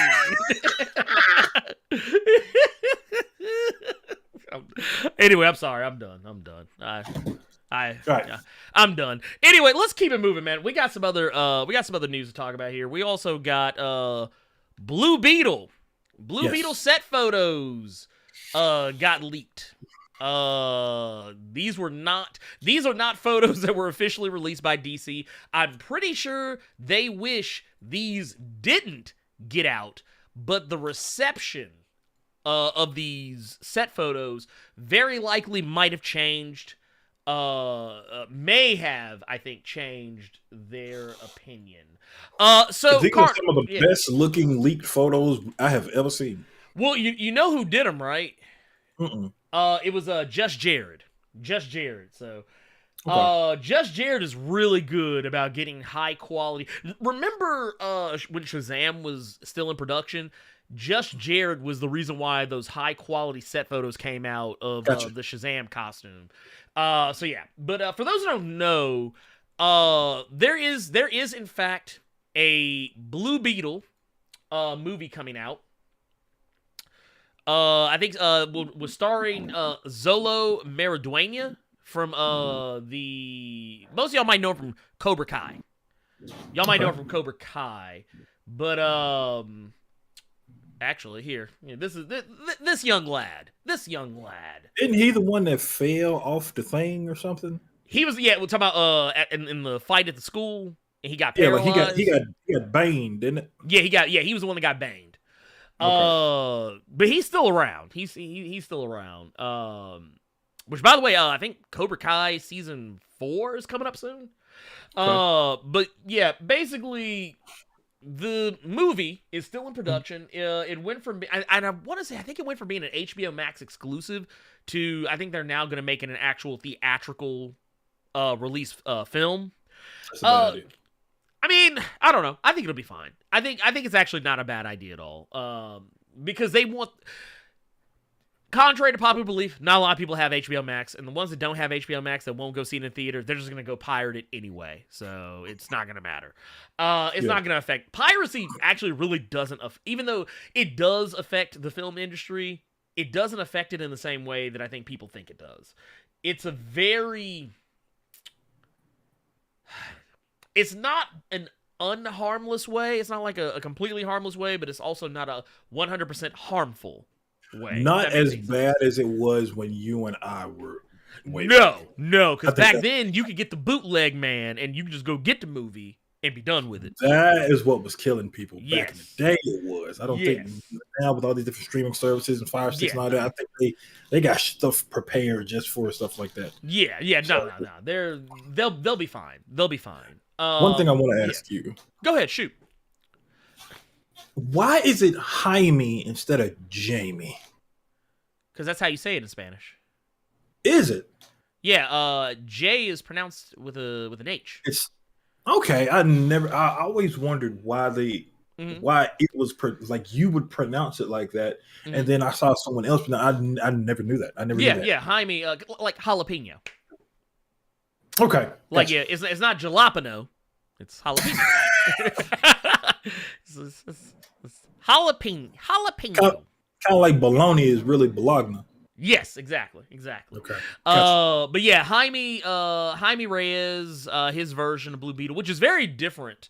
His version of Blue Beetle is, I would say, like the most, like, you have legacy characters, you have legacy characters who are basically, they usually end up just being the same as whatever hero, they're picking up the mantle from, you know what I mean? So, like, a lot of people might remember, this is the Ted Kord version of Blue Beetle. He is nothing like Jaime Reyes' Blue Beetle. Jaime Reyes' Blue Beetle is probably closer in practice. Here, let me zoom down a little bit. Closer in practice to another character that I've talked about on the show before. He's probably more similar to the Guyver. For those of you who might remember the anime manga series, The Guyver, Guyver bio-boosted armor was about a kid in high school who found an alien artifact that basically latched onto him, much in the same way that Gorr the God Butcher got the symbiote in Thor Love and Thunder, and how Eddie Brock got the symbiote to become Venom.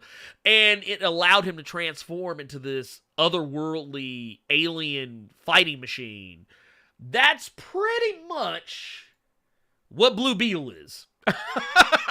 It's damn near exactly what Blue Beetle is, to the point that he doesn't have I don't know if they ever did this with him. He doesn't have like how Guyver had the deal where he could like rip his chest open and show his titties and shoot the giant laser beams. Have you ever seen the Guyver, Carter? Wow. Now I'm shocked. So he had it's the same thing about Blue Beetle. That's why I'm letting you have this. That's why I asked you why it was pronounced a certain way, because the only I know the bare minimum about Blue Beetle, because I was never interested in that character. Okay, that's fair. All I know is how he's portrayed in Young Justice. Okay, that's fair. That's fair. All I know.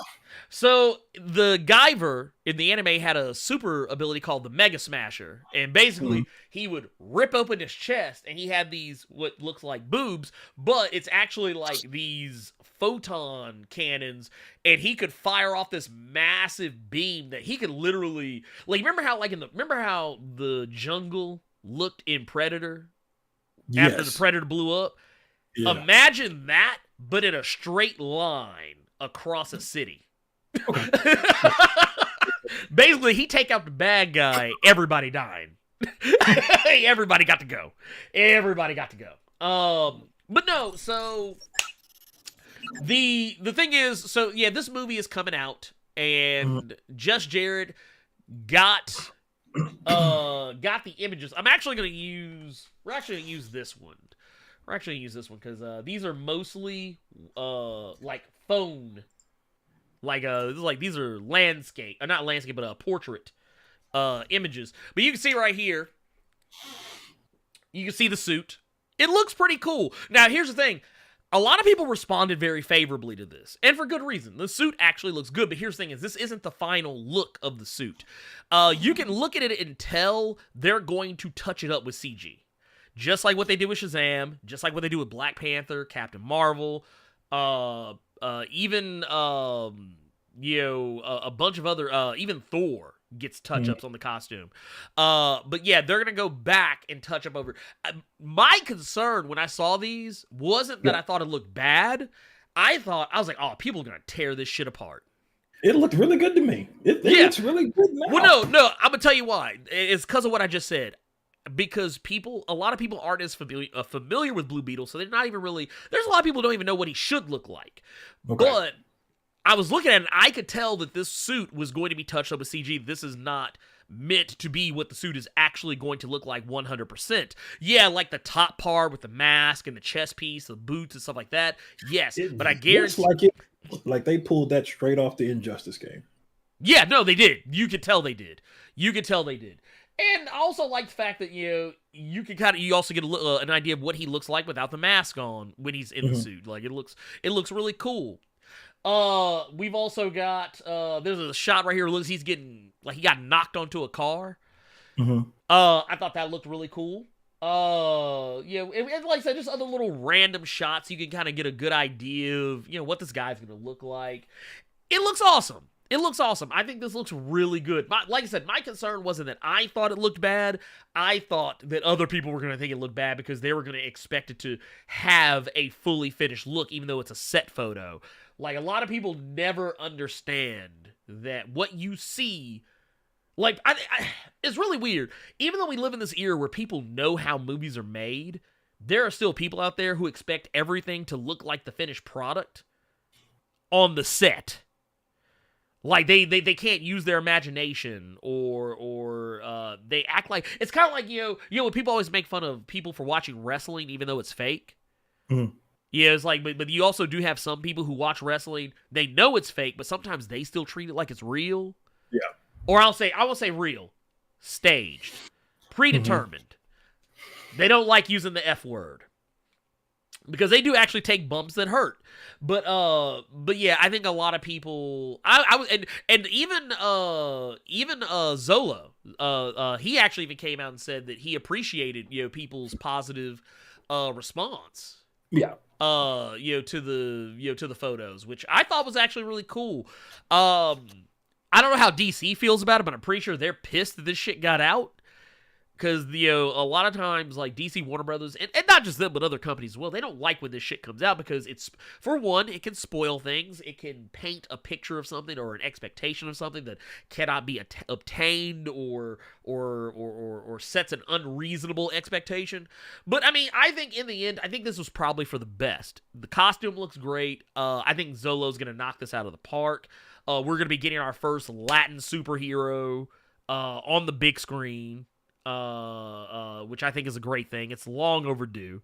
I think I've said this on multiple occasions. I want everybody to get their Black Panther moment. You know what I mean? I got you. I want everybody. Yeah, I want everybody to get their. I want everybody to get their Black Panther moment. I don't like, kind of like how I saw some people telling, you know, Asian people to calm down about Shang-Chi. I was like, no, let them have this. Yeah, they don't absolutely. Get to have this. I was like, just like how y'all didn't like when people were telling us to calm down about Black Panther. Don't tell somebody else to calm down about Shang-Chi. You know, because this is the thing. Even though kung fu movies are like a huge thing, martial arts movies are a huge thing, we've never actually gotten a major motion picture of that magnitude starring an Asian actor with an Asian cast that was made by an American studio. Yeah, I mean, there have been other films kind of similar, but not made on that level, with that kind of marketing behind it.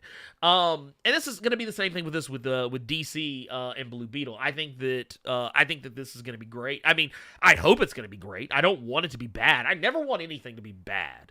Like, I don't ever see something and want to, like even though I don't think Morbius was the greatest thing that ever happened, I don't think it's as bad as people make it out to be. Yeah. I think the movie is a hot mess, definitely. I agree with anyone that says that Morbius is a hot mess. It's a train wreck of a film, but I still found it enjoyable for some reason, in the way that I find other, you know, movies that are hot messes. But the thing is, I didn't want it to fail. I didn't go into thinking, I want this to suck. Yeah. Like, I want it to be good. I want it to be genuinely good. And I want this to be the same. I want this to be genuinely good. And if it doesn't turn out to be good, I'm not going to, you know, be like, you know, pissy about it. But it's just like, I want everything to be good. Even the Snyder Cut, even though I didn't want it to happen, I was like, it better be good. If it comes out, if you're going to do it, it better be good. You know what I mean? But yeah, I don't know, Carter. You have any thoughts? I know you say you don't really know as much about the character, but no, I think I agree with you in the sense of like everybody should have some kind of representation, because the only thing that group of people had for a while was Zorro and El Mariachi, and they were both Antonio Banderas. And no, if this project you're acting like Machete was not a thing. I'm joking. No, but I've still never seen that movie. Really? I've still never seen that movie. Okay. Not because I'm not trying to. It's just I've never just got around and watched it.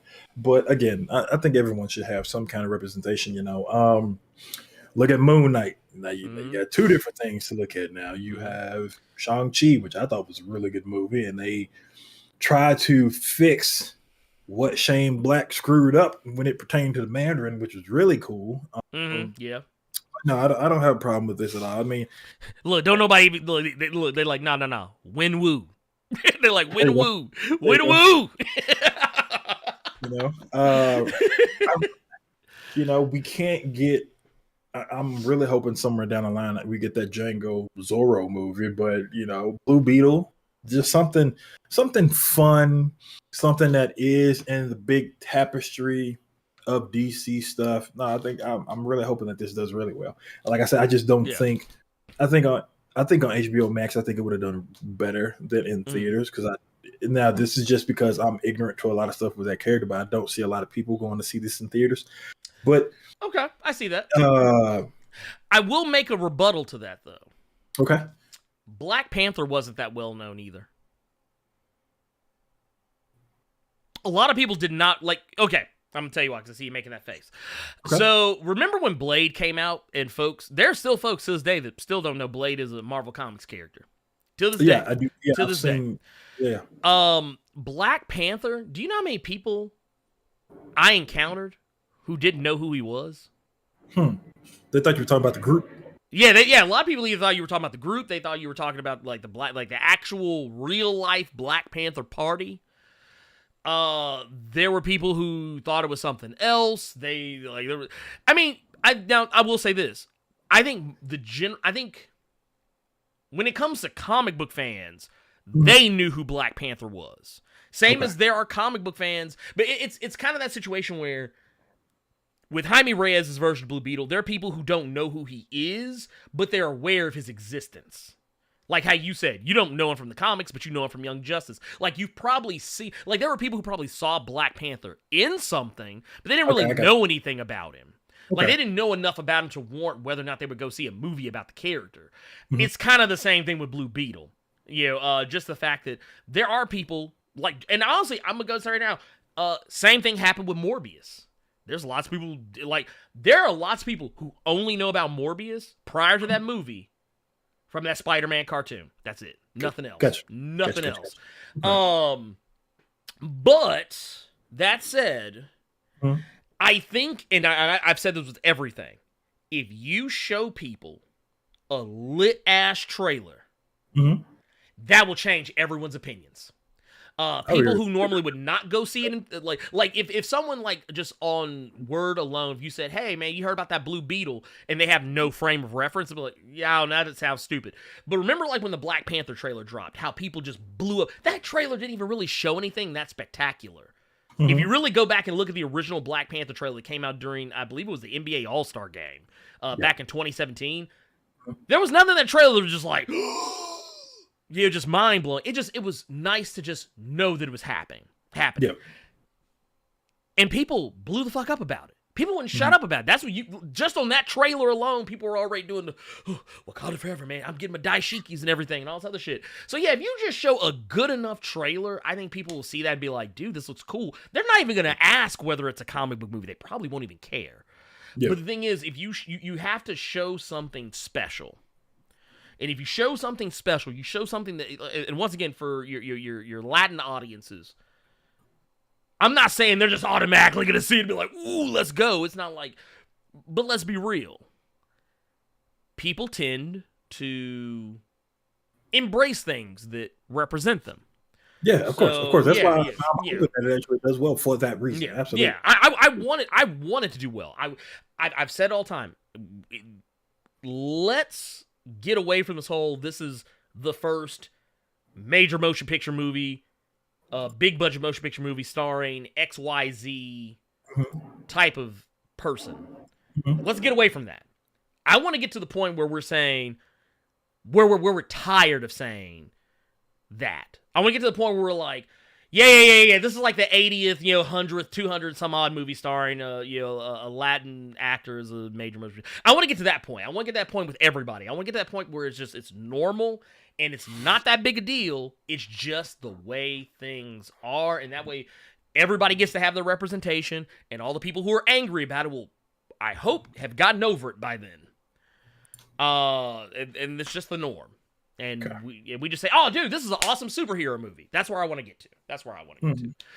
But that's really, there's really nothing else to glean from those set photos. It's just cool suit, cool actor, hopefully cool movie. But yeah, see, said Blue Beetle might as well be the Mantis. Man, look, man, don't do Carl Lumbly like that. Don't do Isaiah Bradley like that, y'all. Don't do Isaiah Bradley like that. But no, it's also the Mantis wasn't. Don't get me wrong, he was cool, but he didn't have powers like Blue Beetle. Blue Beetle be literally. Dude, Blue Beetle be making arm cannons and shit. This motherfucker is practically a freaking transformer, just making up all kind of shit out of his suit. But no, let's move on. And actually, it's funny that someone brought up the Mantis, because we do actually have something to talk about that's kind of vaguely related, just in terms of ableism. So Carter, I think you had just heard about this when I had sent the story to you. But so there was someone that. Yeah, we talked about the Batgirl thing, right? We talked about how the Batgirl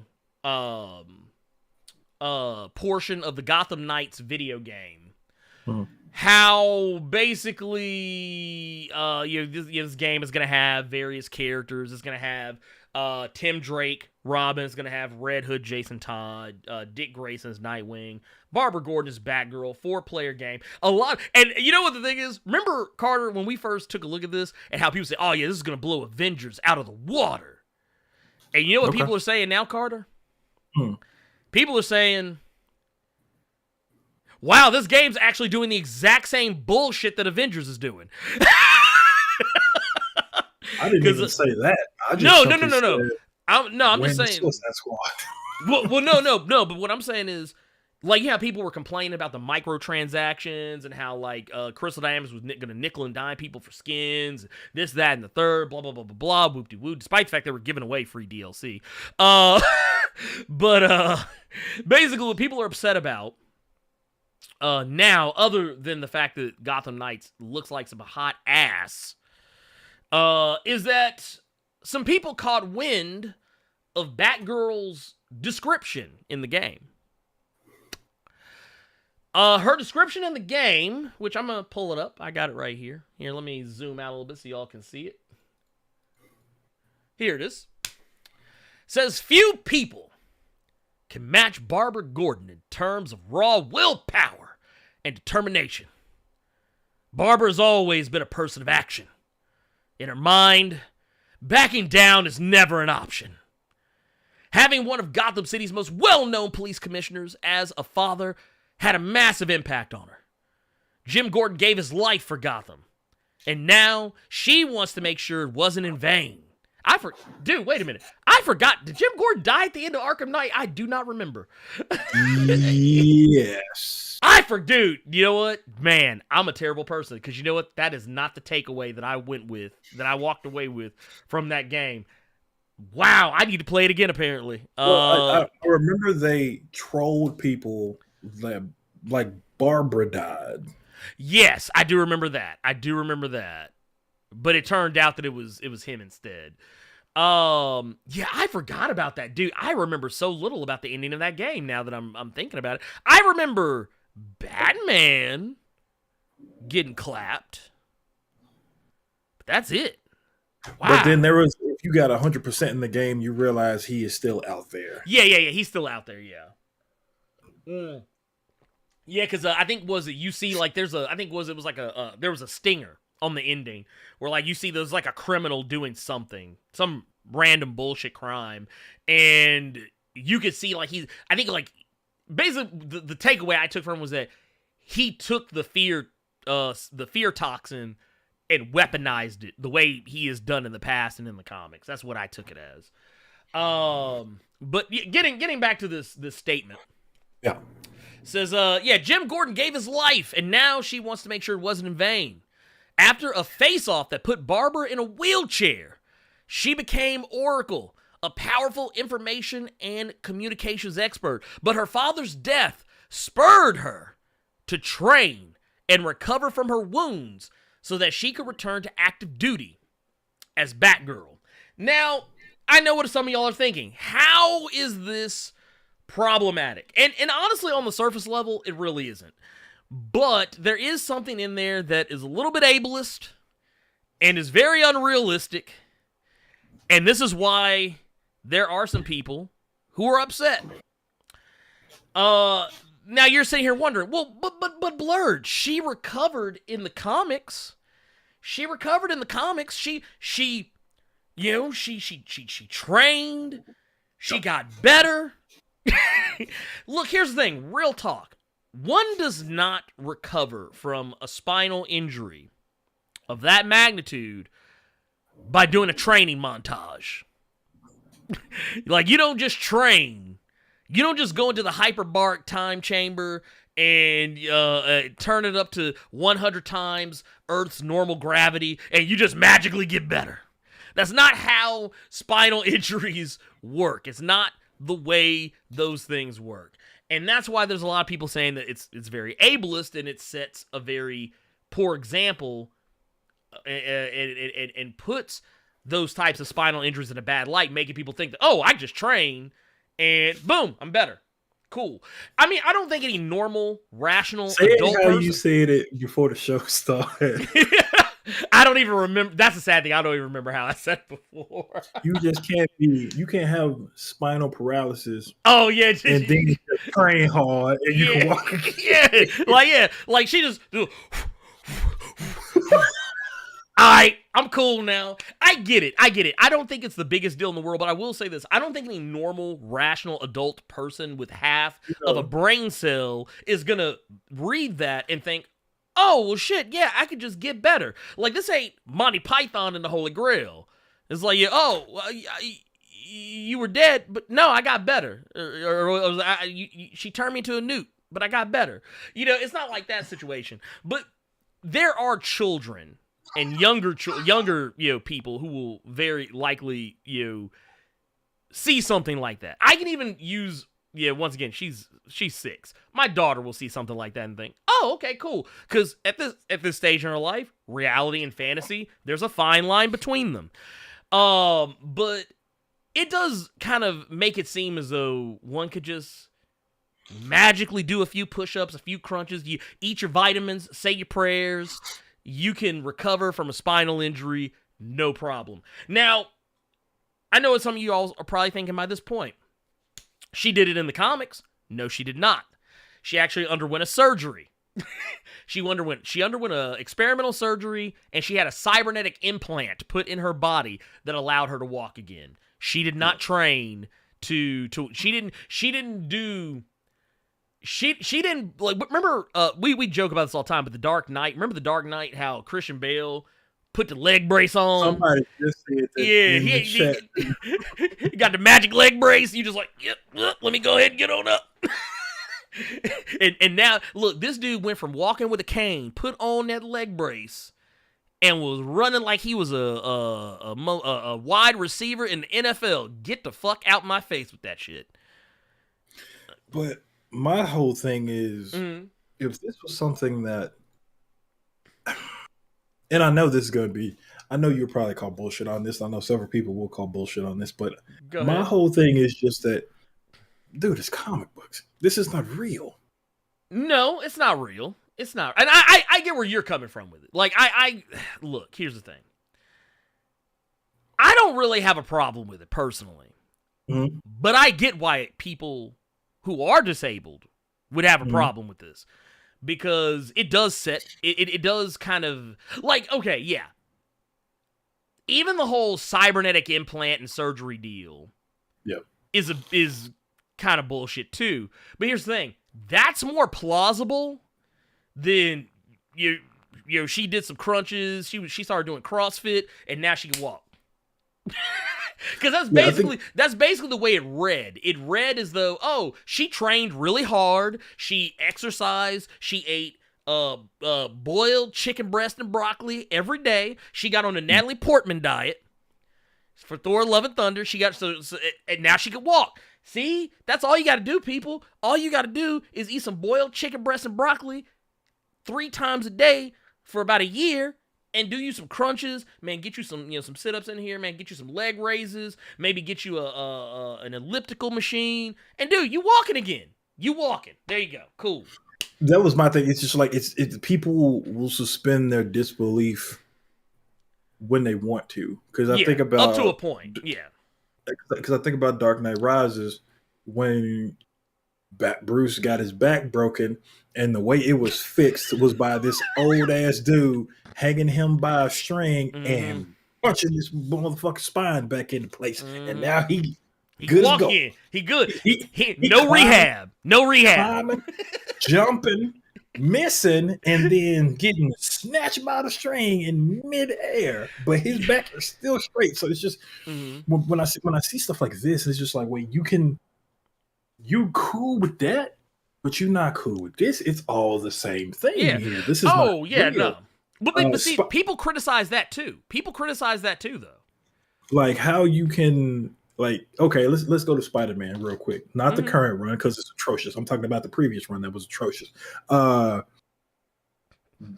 Peter Parker got radiation poisoning, and that's why Ben Reilly had to take over. Couple issues later, he good as gold again. I can make an argument for that though. Like he got radiation poison on a level that would probably kill most people, but you gotta remember he was bitten by a radioactive spider, Carter. And that's my thing. I'm just joking. But that's my whole thing. People will know this, and forgave that, but then not another thing. I can make an easy comparison. Some people might get this, some people might not. My mother is a nurse. Okay. She doesn't like watching medical shows.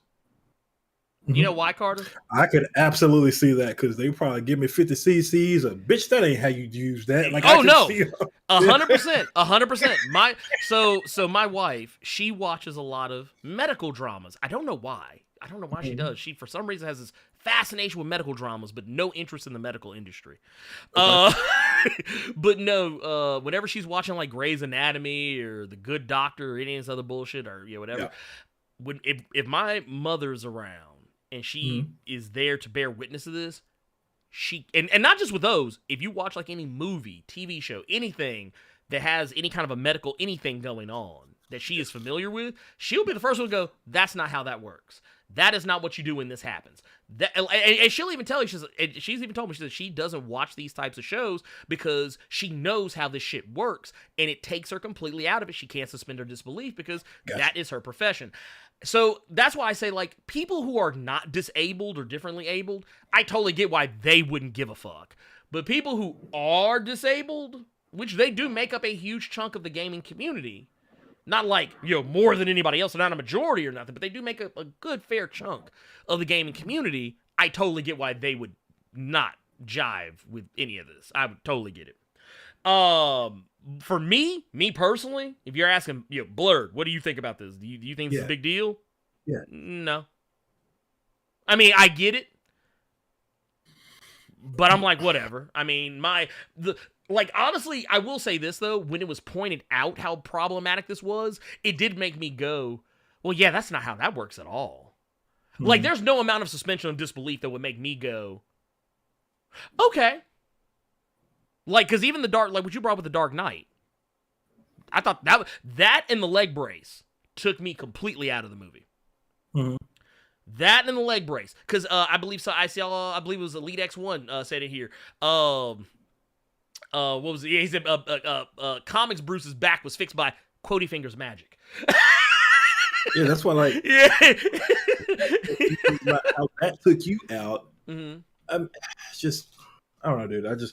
Sometimes I don't understand comic book fans. Like somebody else brought up in the chat, if you're injured, Lazarus Pit, problem solved. You damn near there. I'm gonna throw you in this pool of high sea octocooler. You might be crazy, but you straight, bro. You good. You gonna be good again. Well, and that's the thing, though. Yeah, everybody has a certain barrier or like a certain line that they can't cross. And for me, as a guy who admittedly reads comic books all the time, every day, just about, there's certain shit that happens in comics. I'm like, yeah, no. Like, if your comic embraces ridiculousness, I'm willing to let a lot of shit slide. But there are certain things where I'm like, yeah, something like this, someone having their back broken, and then, like, it just getting popped into place, and then you back out beating asses, fighting crime, kicking motherfuckers in the face, doing backflips and cartwheels and shit, in, mind you, body armor, full body armor that weighs how many pounds? Yeah, It's I'm actually, gonna kind of. it's actually a light Kevlar. Never mind. I don't give a fuck. That shit is hard to move in. I would literally look at you and be like, "No, you're not gonna do this. You're going to die." I just used to love how they tried to explain away why he was able to do what he did, and it's just like, nah, bro. No, get the fuck out of it. Yeah, see what it is. See, it's a lightweight Kevlar triple bi-weave, but it's also got some bullshit. Bullshit.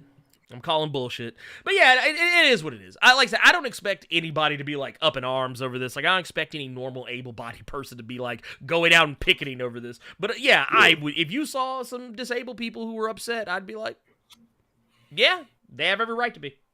Let's keep it moving. We got more video game news. This will be kind of a quick one. Carter, did you know? Because this actually is recently some news that came out. Mhm. You know, all the Spider-Man fans. Yeah. That don't own a PlayStation. Yeah, they were so mad that they can't get Spider-Man on the Xbox. They're like, oh, Sony. They're like, Sony. It's Sony's fault. It's Sony. See, it's Sony. It's bullshit. It's bullshit because Sony, they could let us have Spider-Man. But you know what? They're just stingy. They're greedy. Did you read the report that came out this week, Carter? I did. That it is, in fact, not Sony's fault. It ain't. It's Microsoft's. One of my daughter's favorite songs is a parody of that Bruno Mars song. Was it? That's What I Like. Mm-hmm. That Spidey Life. Oh God. That Spidey Life. That Spidey Life. She loves that song. What'd you get? Let me start off the story. Well, let me just start off by saying the people who were doing all that arguing, you console nerds are some of the lamest, most pathetic people I have seen on the history of the internet. All you people that are still in 2022 doing this whole Sony versus Xbox stuff, and these people have exclusives and these folks got exclusives. All of y'all are sad. All of y'all are pathetic. And I thought when I joined PC gaming, I was done with all that noise. But nope. What do I got to read now? Steam people versus the Epic Store people. All of y'all motherfuckers are lame. Yep. You're like, lame. It's like, no. Oh, wait. You use what app? Oh, you use Epic? You're weak. You're weak. Y'all are so lame. Like, y'all, like, why is the motherfuckers turn into Shang Tsung when they find out you play on a different, like, you weak, pathetic fool. Like, dude, like, That's some of the dumbest damn reasoning and excuses for that. You all are lame. You know what? You know what it reminds me of, Carter? Because I had to recently have this conversation with my daughter about a kid, a little fat, ugly white boy who is bullying my daughter at school. Yeah, I know. Oh, yeah. Okay, you talking about this. So basically, my daughter is literally the sweetest person on earth. She is so sweet to the point that she didn't get this from me. She got this from her mother. She hates conflict, and she doesn't like, even at her young age, she does not like being mean to people, even if they're being mean to her. And this little ugly little fat white boy, because that's exactly what he is. I remember she showed me a class picture that they took, and I'd never seen the kid before up to this point, but just heard her talk about him. I picked him out. Like, she was like, oh, and that's so, I'm not going to say his name, but she said, oh, that's so-and-so. And I was like, yeah, I know. I could tell. He looks like the type of ugly little ass boy that would pick on somebody. But anyway, when I had to explain to her that, I was like, you know what is probably really happening here? And I said, and I'm not saying that this is okay. He probably really likes you. But because he's a child and he hasn't been taught how to compartmentalize his feelings and to express his feelings in an actual sane and normal human way, he picks on you because he wants your attention, and even negative attention to him is positive because he's getting your attention. Because that's what little boys and little girls do to each other. You see this shit all the time when I was a kid, and I see people doing it now, not just with my kid, but, people bully people, not because they hate them, because secretly They really like them. They just don't really know how to express it. That's kind of what I think console nerds do to each other. It's not that they hate the other person. I think it's because deep down, they're just mad that they don't get to play with them. And that's how they express it. It's like, wait a minute, you're on Xbox, but I'm on PlayStation. The only thing we can play together is Fortnite. And Evil Dead. But no, that's what I think it is, deep down, even though they probably won't admit it. But basically, Microsoft is the reason that you Xbox stands don't get to have Spider-Man. This is why you will forever be J. Jonah Jameson. You want pictures. Pictures of Spider-Man. Mm-hmm. And you ain't gonna get them. I mean, you'll get the pictures. You ain't gonna get no game, though. But, no, the reason why is because a ways back,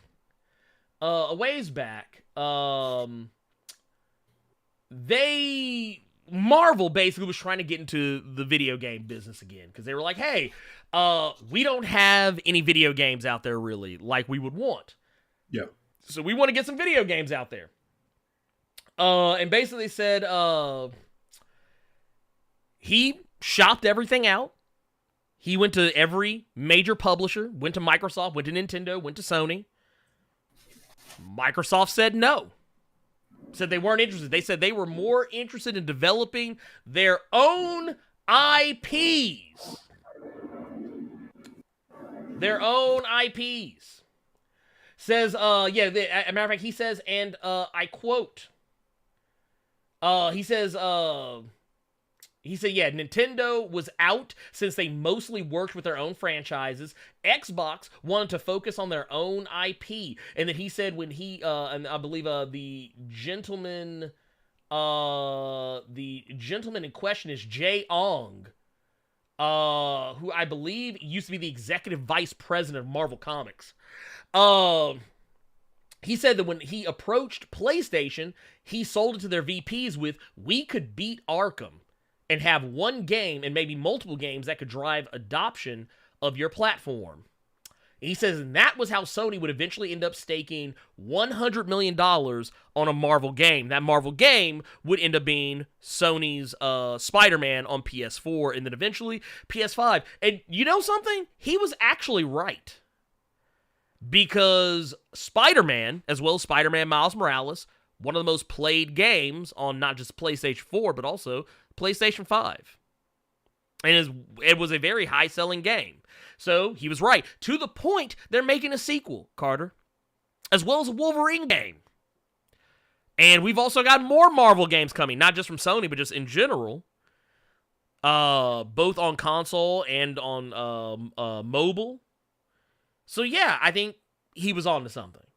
So, the next time that you're raising your fist to the sky and shouting, "Damn you, Sony!" because you're mad that you can't play Spider-Man, you need to direct that at Microsoft. Microsoft, y'all could have had, it could have been Xbox's, Microsoft's Spider-Man. But Microsoft didn't want to be great. I thought they would have learned after Killer Instinct. And you let PlayStation just get Street Fighter. Easy peasy. look, didn't even say anything. They were like, no, y'all go ahead. They just sat there and watched. And because you got Killer Instinct, which is a good game, but did not last. Nope.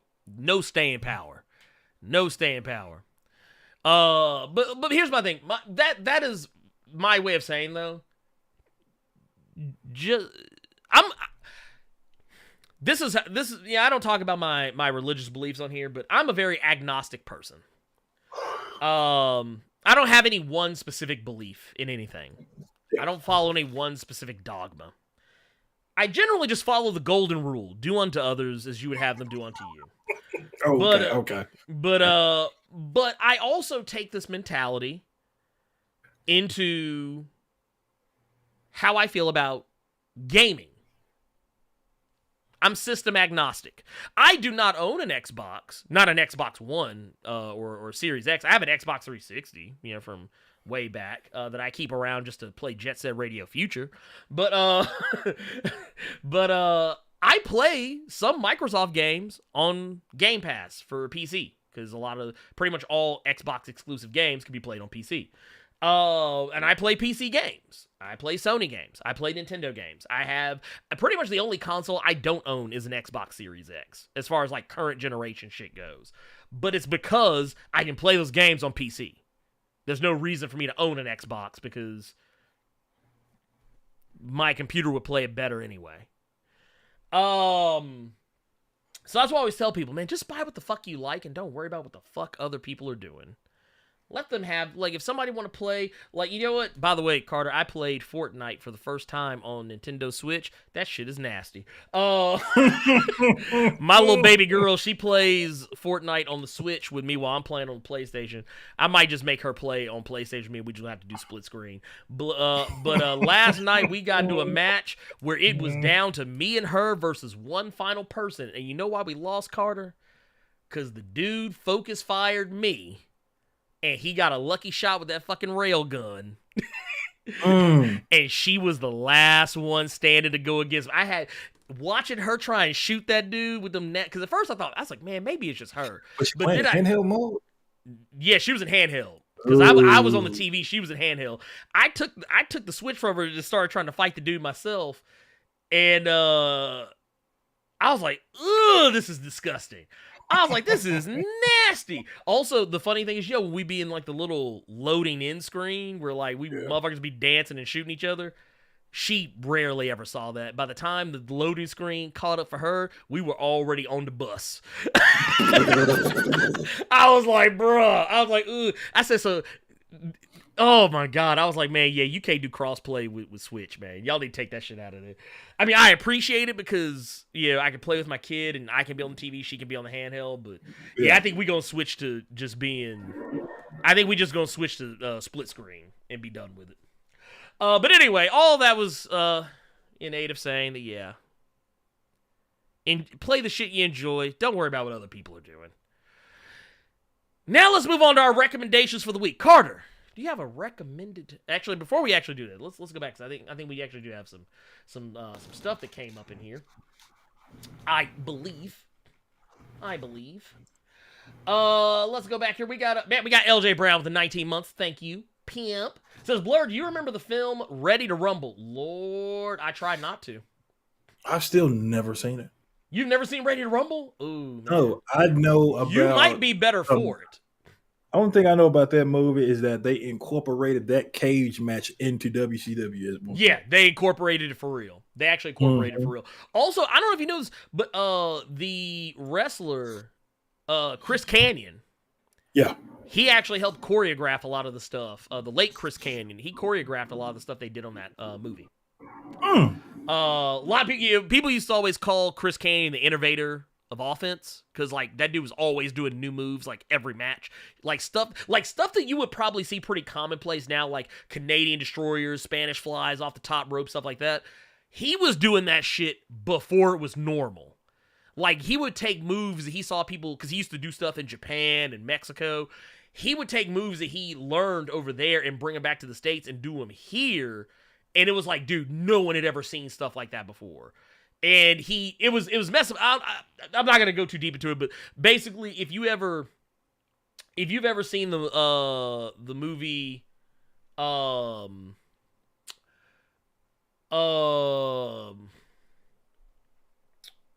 my God, why am I blanking now? Or not the movie, the TV show, Dark Side of the Ring. There's an episode about Chris Kanyon. It's very heartbreaking and depressing, but he just had the misfortune of having a lot of mental health issues, and basically his lisp kept him from going further than what he could. And I'm not saying that because I personally think that. I'm saying that because that's what the people who booked him felt. I don't think it really mattered. It's pretty much well documented that Chris Kanyon was very much a homosexual male. But he was closeted because the wrestling industry was very terrible to people who were homosexual. And when word did get out that he was homosexual, what did they make him do? Dress and drag and get beat up by The Undertaker. Because that's wrestling, y'all. Or rather, that's Vince McMahon, y'all. But yeah, if you ever watch the Dark Side of the Ring Chris Caney episode, actually all the Dark Side of the Ring episodes for the most part are pretty damn depressing. The Brian Pillman one, which I think is like a 2-parter, very depressing. The Owen Hart one, very depressing. The one about Eddie and Chris Benoit, the 2-parter, that one is very depressing. Luna Vachon's equally depressing. The Plane Ride from Hell will just make you mad. It'll make you. It will. You know what? Maybe not mad. It'll make you very disappointed in people. Like, it made me have a completely different opinion about certain wrestlers. I'll just say that. We also got one here from. Whoa! Stop it! Stop it! What are you doing? What are you doing? You can't do that, man. You just got over COVID.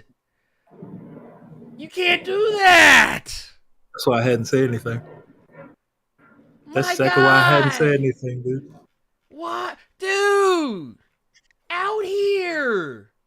With the 500. Bruh.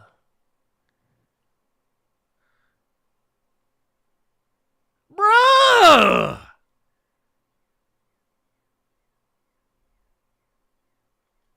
Bruh! John the Motor coming out here with the 500. Nah, I can't even say it like that. This man spent $500.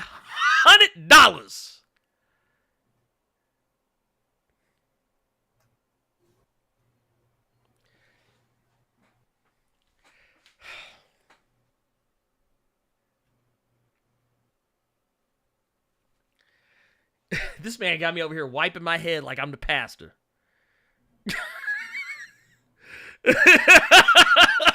That's wait, Herbert Scott said that's a PS5. This a PS5. 500. 100.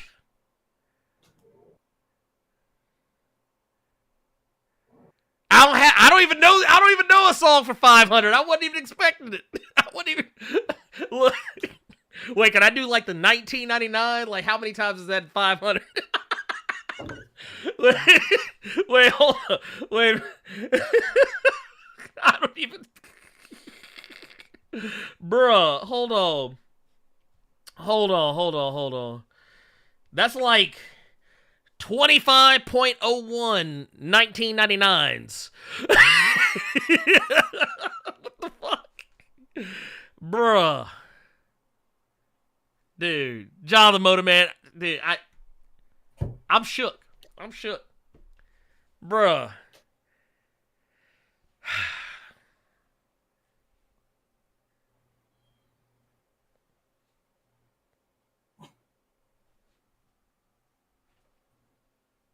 Bruh. Just gave you some. He said he just gave you some people paycheck. God damn. Look.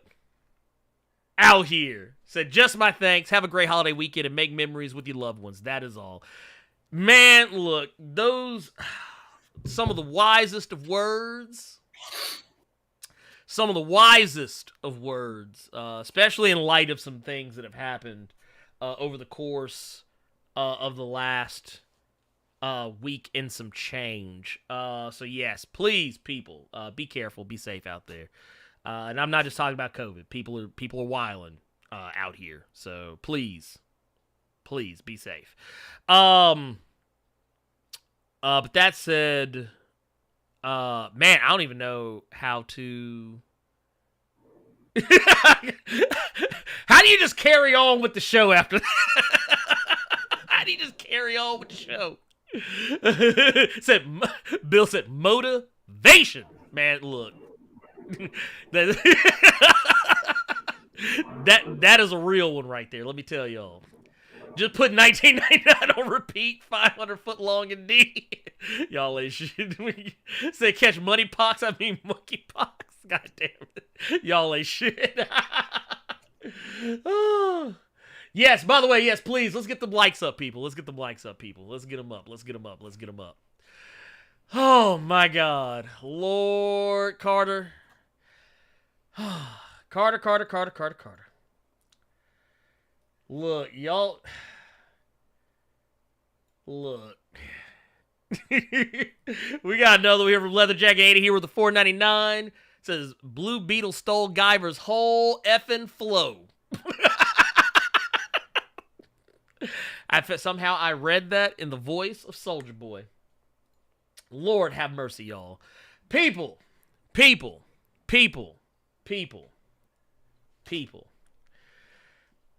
Man, let's get these recommendations going. Carter, what's your recommended for the week? He's like, oh, okay, I got nothing. He's like, I got nothing. Oh, goddamn.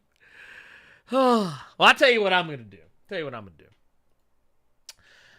I'm going to say, off rip, that my recommendation for this week is not... I don't know. This was a tough one, man, because I'm not gonna lie, there's a lot of really good stuff that came out. I usually try to keep a lot of the stuff separate, but at least when it comes to the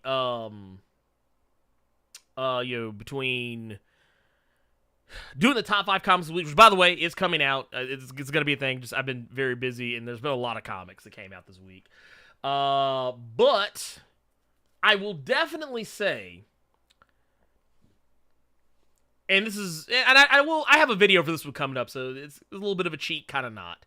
But I'm definitely gonna put Punisher, Jason Aaron's Punisher #3. I'm gonna put that one out there just because it was haunting. It was. And when I say this, I want to make sure I'm clear. It wasn't the most, like, lights out, action-packed, just crazy issue. But it put a spin on some things. And there's a reason why the video's not out yet. I didn't put the video out because I didn't feel terribly comfortable with it considering what happened just recently. In Uvalde. I didn't feel comfortable with it. Not that the two are related in any way, but just like the subject matter, I didn't feel comfortable with it. So, the video for Punisher #3 will be coming out probably Monday or Tuesday next week. I wanted to kind of let that breathe a little bit. It just, I don't know, for whatever reason, didn't seem like putting a video out praising a comic for depicting a 10-year-old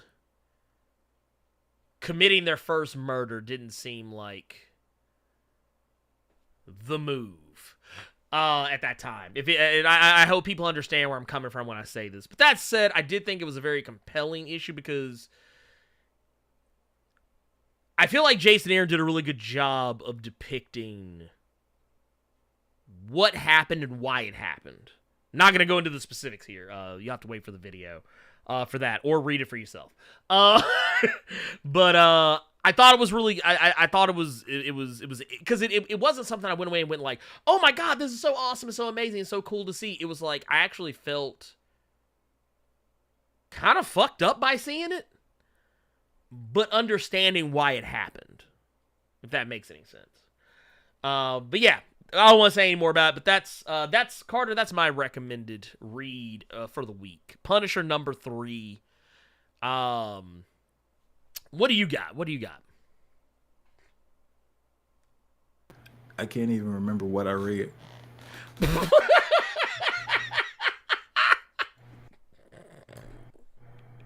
that 500 got you. It got you. That 500 fucked you up that bad. It's just because we've been doing this so long, and everybody always in here, and they've supported it. They've poked fun at us. They've agreed with us. They've disagreed with us. They've trashed us. They've talked shit about us. But doing that for no reason. Mm-hmm. I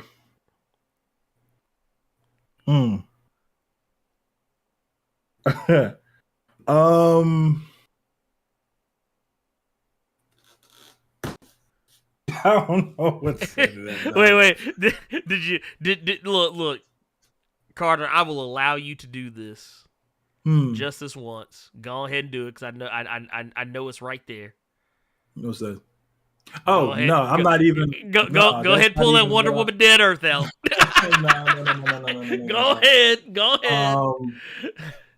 That ain't even what I, dog. When I tell you that was the furthest thing from my mind, bro. I just appreciate y'all. I just really appreciate y'all, man. It's just, oh yeah. Whew, shit. Oh no, I believe it. Wait, I see a lot of people saying the Proclaimers, 500 miles. Like, and I'm not even just like on that. I'm just talking about everybody coming in every goddamn Saturday. Everybody coming in, enjoying me being here.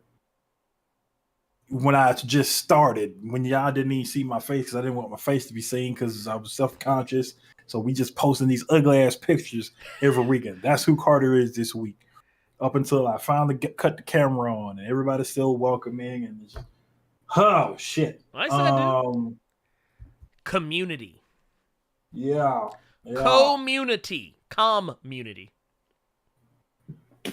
Okay. Something that I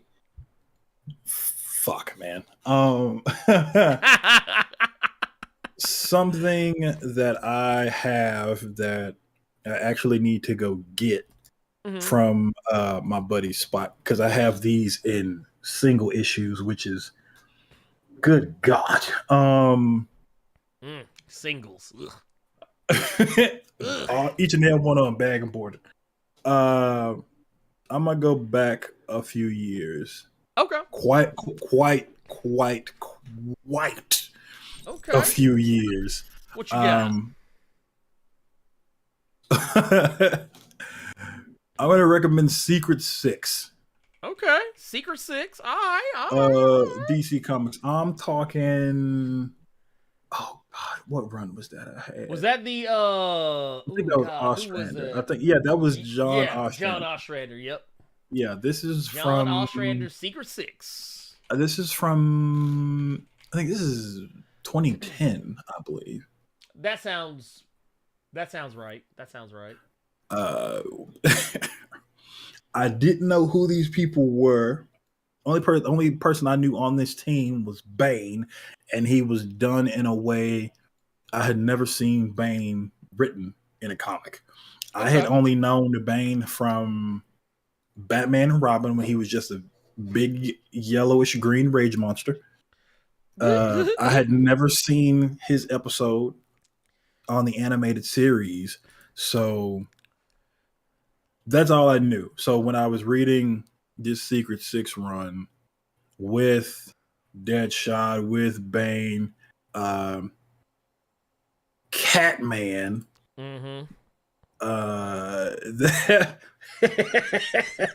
bruh, didn't even know the character Catman existed. Yep, Catman's a thing. That is probably one of my favorite DC books, and I got it on a whim. This comic shop back in Memphis, Ernie Comics and Collectibles. Oh yeah, they had it all. Every issue of that run. I mean, it was about as thick as that damn Thor omnibus. I believe it. For like $20. Damn. And I'd heard so much fanfare about that run, so I went and picked it up. And after I got past having to take the tape off each bag and board and read it and then put it back in there and get the tape off of it, pull it out, looking at these old ass comic book ads for Mortal Kombat Deadly Alliance. That is probably like one that you don't really hear perfect that often, but just with that cast of characters and with how well that was written, I would say that was one of DC's more perfect books. Oh yeah, it was. Well, the thing is, I think it's also owed to the fact that you had two premier writers working on that series. A lot of people remember for John Ostrander, but a lot of people forget Gail Simone. Gail Simone was also on that book as well. Because she continued it after he did, and Yep. it didn't skip a beat in No. quality. Nah, Gail. A lot of people don't like putting respect on Gail's name, but Gail can write. Gail can write. She's a good She writer. has a moment. Yeah. She's a better Cullen Bunn. Yeah, I'll take that. It's well, and the thing with and I also think too, sometimes you hear people say, "Oh yeah, this person's out of their element." I think Gail works the best when she's out of her element. You know what I mean? Like, a lot of people will associate Gail Simone with certain things. But a lot of people forget she's written a lot of stuff that isn't like the normal. Like, okay. And what I mean when I say this is, you know how like I think Christopher Priest got in trouble for saying this once. Some people kind of hated on him for this, but he was talking about how like he doesn't just want to be the black guy that writes black characters. Which is why he said he jumped at the opportunity to write characters like Deathstroke, and U.S. Agent, because he felt like he had been pigeonholed into only writing black characters. He wanted to write everybody. And that's kind of what I always felt like they always did with Gail Simone. They always threw her on the book that was like a female character. Which, I mean, that's fine. I mean, if anyone's going to be able to write a good female character, I would expect it to be a woman. But, at the same time, I feel like Gail does even better when she gets to do stuff that isn't just another, female superhero story. Yeah, like when she gets to get out of her element and write some crazy shit, that's when she does like really cool stuff. Her plastic, like, was it Plastic Man she did? Was actually pretty good. And I'm not even that big fan of Plastic Man. So that I'll tell you something. Let me do an honorable mention real quick because somebody just brought up Hulk in the chat. You've already done a video on it. Yeah, I will give it an honorable mention just because we got to see Hulk use Final Explosion on Thor. I'll give it that honorable mention because Hulk is a whole Vegeta out here using Final Explosion. He's like, tell Bulma I love her. And just boom.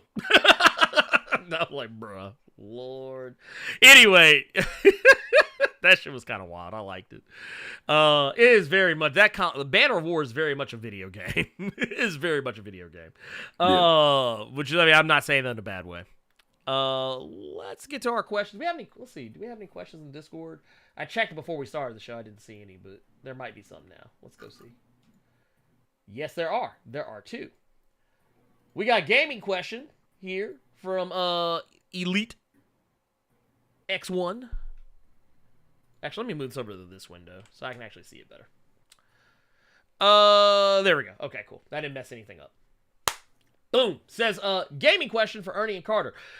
You tried Arian yet? And are you brothers going to try that new Roller Champions free-to-play? Rocket League might have comp now. Yet Carter actually put me on with Roller Champions. I believe that was the one you showed me, right, Carter? I'm interested. I actually, because to me it just kind of looked like real roller derby to the extreme. And I like roller derby, so that kind of worked out. But no, I'm definitely interested. There's a lot of there's a lot of free-to-play. I like that there are so many free-to-play options coming out. Because we got Multiverses coming out, which is going to be free-to-play. Even though technically this got pushed back and rebranded, VHS, which I think is now called Video Horror Society. That's going to be free-to-play. There's lots of like good free-to-play option games out there. Like, it used to be free-to-play was kind of a nasty word because you knew it was going to be some trash. You like free to play, like you just like not gonna or be it good. was gonna be free to play to a certain point, like one of those gotcha mobile games. Yeah, like you know what it was? Remember DC Universe Online? Remember that game? Yeah. DC Universe Online had that problem where Originally, it was a monthly subscription MMO, but then they switched to the free-to-play model. But what they did initially, I don't know if it's still that way, but years ago when they first switched, it was the type of free-to-play game where, yeah, you can play it for free, but you really ain't gonna get anything out of it unless you drop that sub. And the more I played that, I think I played the game for like 3 or 4 months, like free. And then like a buddy of mine that I was playing with, he did the sub, and he told me all the stuff that you could do and participate in and get. And I was like, that's dirty as fuck. But I got why they did it. What was it? Fall Guys is going free to play this June, and I'm actually pretty hyped. Even though I already own the game, I got it for free on PlayStation Plus when it dropped there, and I bought it on PC. I'm happy I didn't. I'm happy I didn't because now I can do this. I'm still waiting on Warframe to do its cross progression so I can play it on PC. That was one game where. It's free to play, but you really don't have to spend money on that game.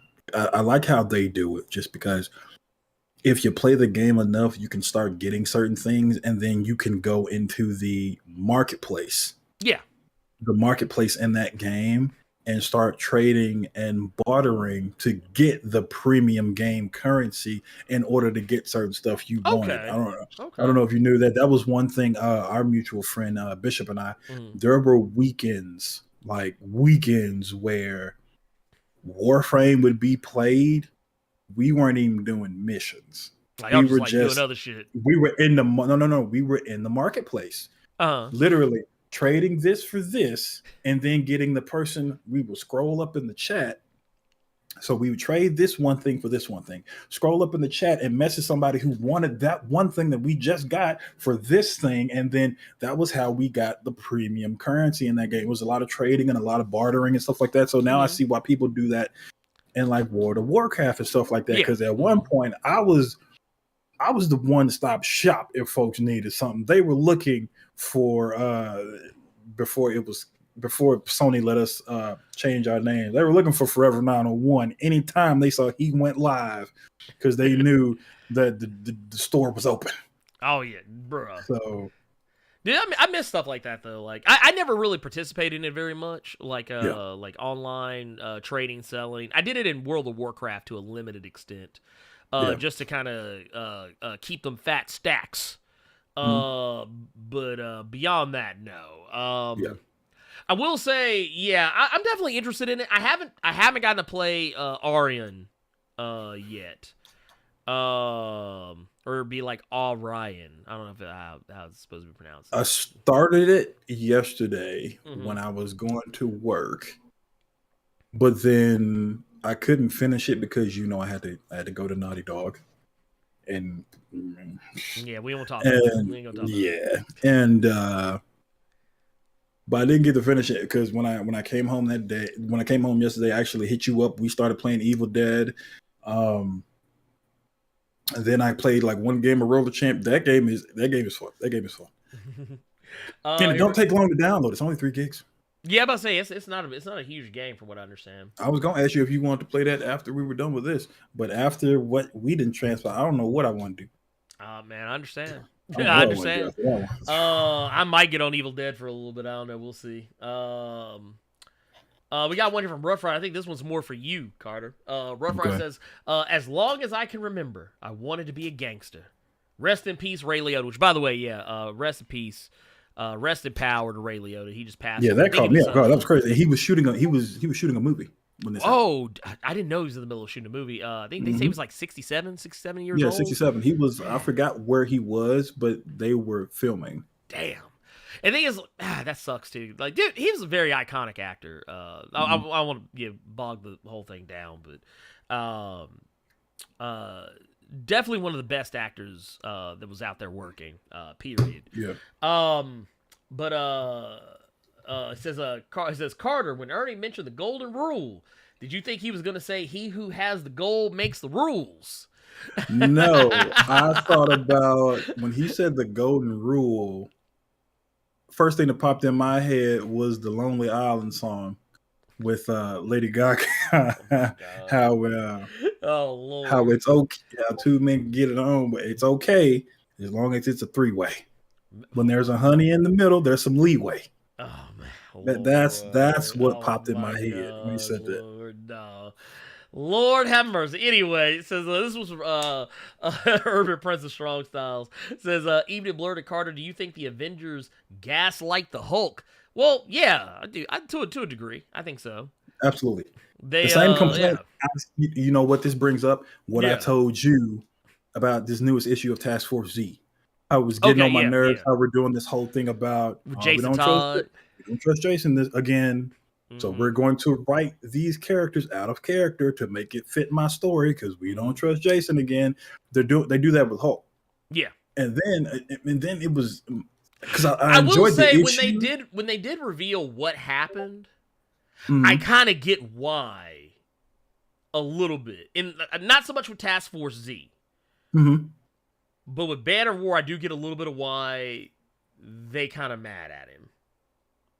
Oh no, I understand it, but it's a tired trope, is what. Yes, absolutely. That was my complaint with Task Force Z, and this is why I told you I just want one Hulk issue where they don't do that and they let him explain it, and then they were like, oh, okay, so we need to go over here because for whatever reason, somebody got to catch it real bad before some sense get knocked into him. Yeah. And Immortal Hulk, who had to get just laid down, Ben Grimm, and this, who had to get humbled real quick, which is really surprising because as many Hulk busters as you made, what the fuck did you think this one was gonna be the one? No, that's why I said like this dude literally makes Hulk busters all the time, and they stay getting broke off. But you thought this was gonna be the one, and all you did, you thought you made a Megazord.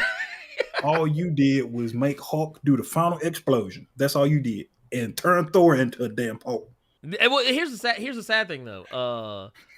Odin came to his senses faster than anybody else, and Odin is usually the one. Yep. You have to struggle to change his mind on some shit, but when he actually went into Banner's mind and saw what actually happened, he was like, "Cool, I get it." Now. And it just but I honestly at this point I kind of feel like it's one of those situations, and I get what Donny Cates is going for. It's the whole no one's listening to each other, no one's having the conversation that they should have type situation. And I get it. That too is also a tired trope because we see it so much. We see it in countless comic book movies, TV shows, so on and so forth, where people. They don't stop to do the wait. Why are you doing this? Why is this happening? Like it's kind of something that, and a lot of people didn't catch this in Multiverse of Madness. Without going too deep into it, the primary villain of the movie and Doctor Strange have a conversation. Like, they actually take the time to talk. But the thing is, they just realize they're not going to give each other what they want to make everything right. And it's like, okay, cool. Moving on. Clearly, they had the situation where clearly I can't change your mind. Clearly, you can't change mine. I guess we're going to have to fight about this. And that makes more sense to me than you show, like Carter shows up, I show up, and then some he said, she said shit come up, and we just mad at each other, but we don't really know why. Me and Carter fight it out for 5 issues until we get to the end of the 5th issue, and then we go, whoa, wait. What's going on? It makes me think of that It makes me think of that Boondocks episode when Riley threw a chair. Yeah, everybody stopped what they were just doing. I'm mad, and then everybody just started fighting. Like, Everybody fighting, and it's just like it would be no different if someone came to me and said, "Man, Blerd, man, Carter was talking mad shit about you on so and so about this, that, and whoop de woo," and then someone go tell Carter, "Hey, Carter, man, Blerd was talking mad shit about you, blah, blah, blah, blah." But me and Carter don't actually contact one another to say, "Hey, man, I heard this is going on. What's going on here? Hey, well, this." And then we decide, no. We go into war. And then after be like, wait a minute. Who told you? Who said I said what? No, this isn't what I said here. This is what actually happened. And then he goes, well, actually, no, this is what I said. That's the type of shit that happens in comics like all the fucking time. And if people just would be like, hey, wait a minute. I wish we just moved away from that shit. Yeah, that's a sacred cow. That's one of the sacred cows of comics. And this isn't just a Marvel thing. That's a DC thing too. They do this on DC just as badly as they do it with Marvel. Just like as we just said with Task Force Z with Jason Todd.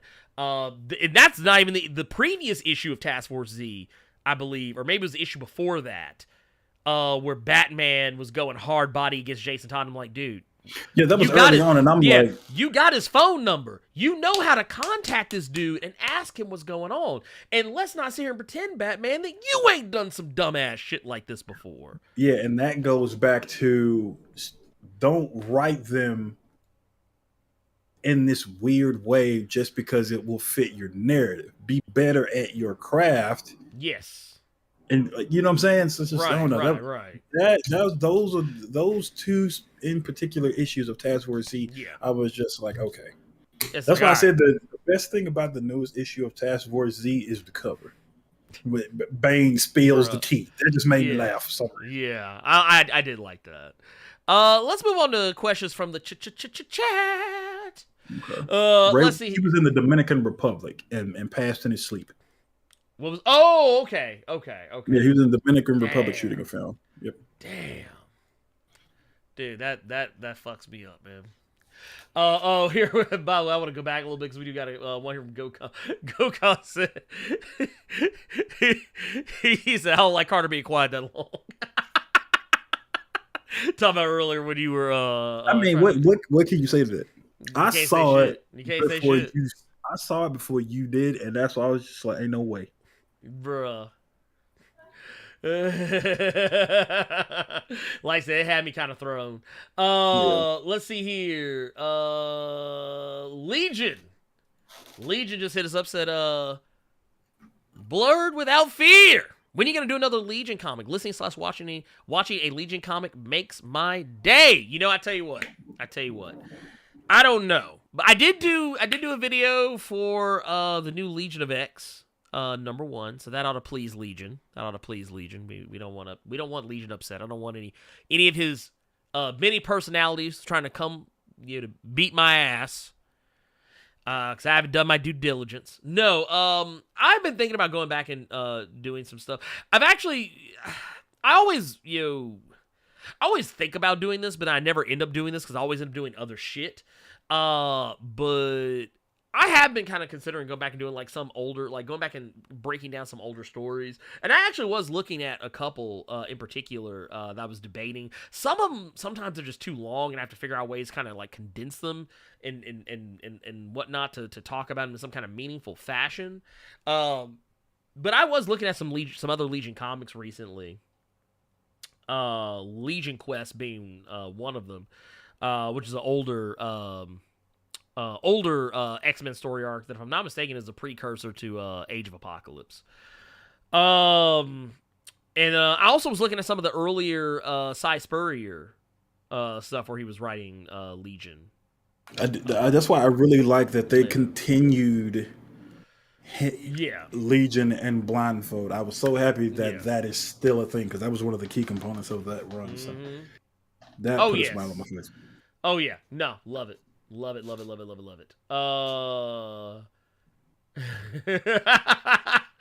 Here you notice that why when I saw that Bay mask, I thought it was Spawn. Yeah, about that. Bill asks, interesting X-Men moment. It says, do you think Marvel Girl and Polaris's moment in a creepy space in issue 2 correlates to Captain Krakoa and Sync's moment in number 11? They're on opposite ends of the team's first year. Honestly,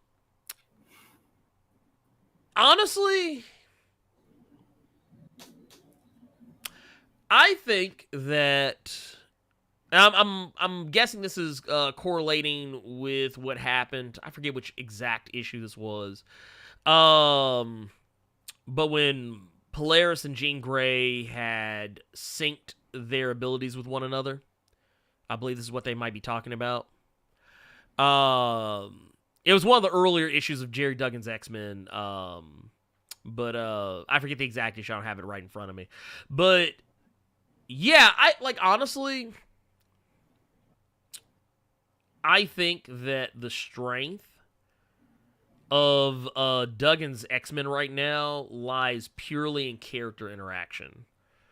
Not just Cyclops and Synch, not just Jean Grey and Polaris. There have been, the interactions between Cyclops and MODOK, the interactions between Synch and Wolverine, the interactions between various sundry other characters. So yeah, I think that Duggan's lights out on the character interactions across this comic. I think the one thing I'm kind of waiting for, though, is I'm waiting for...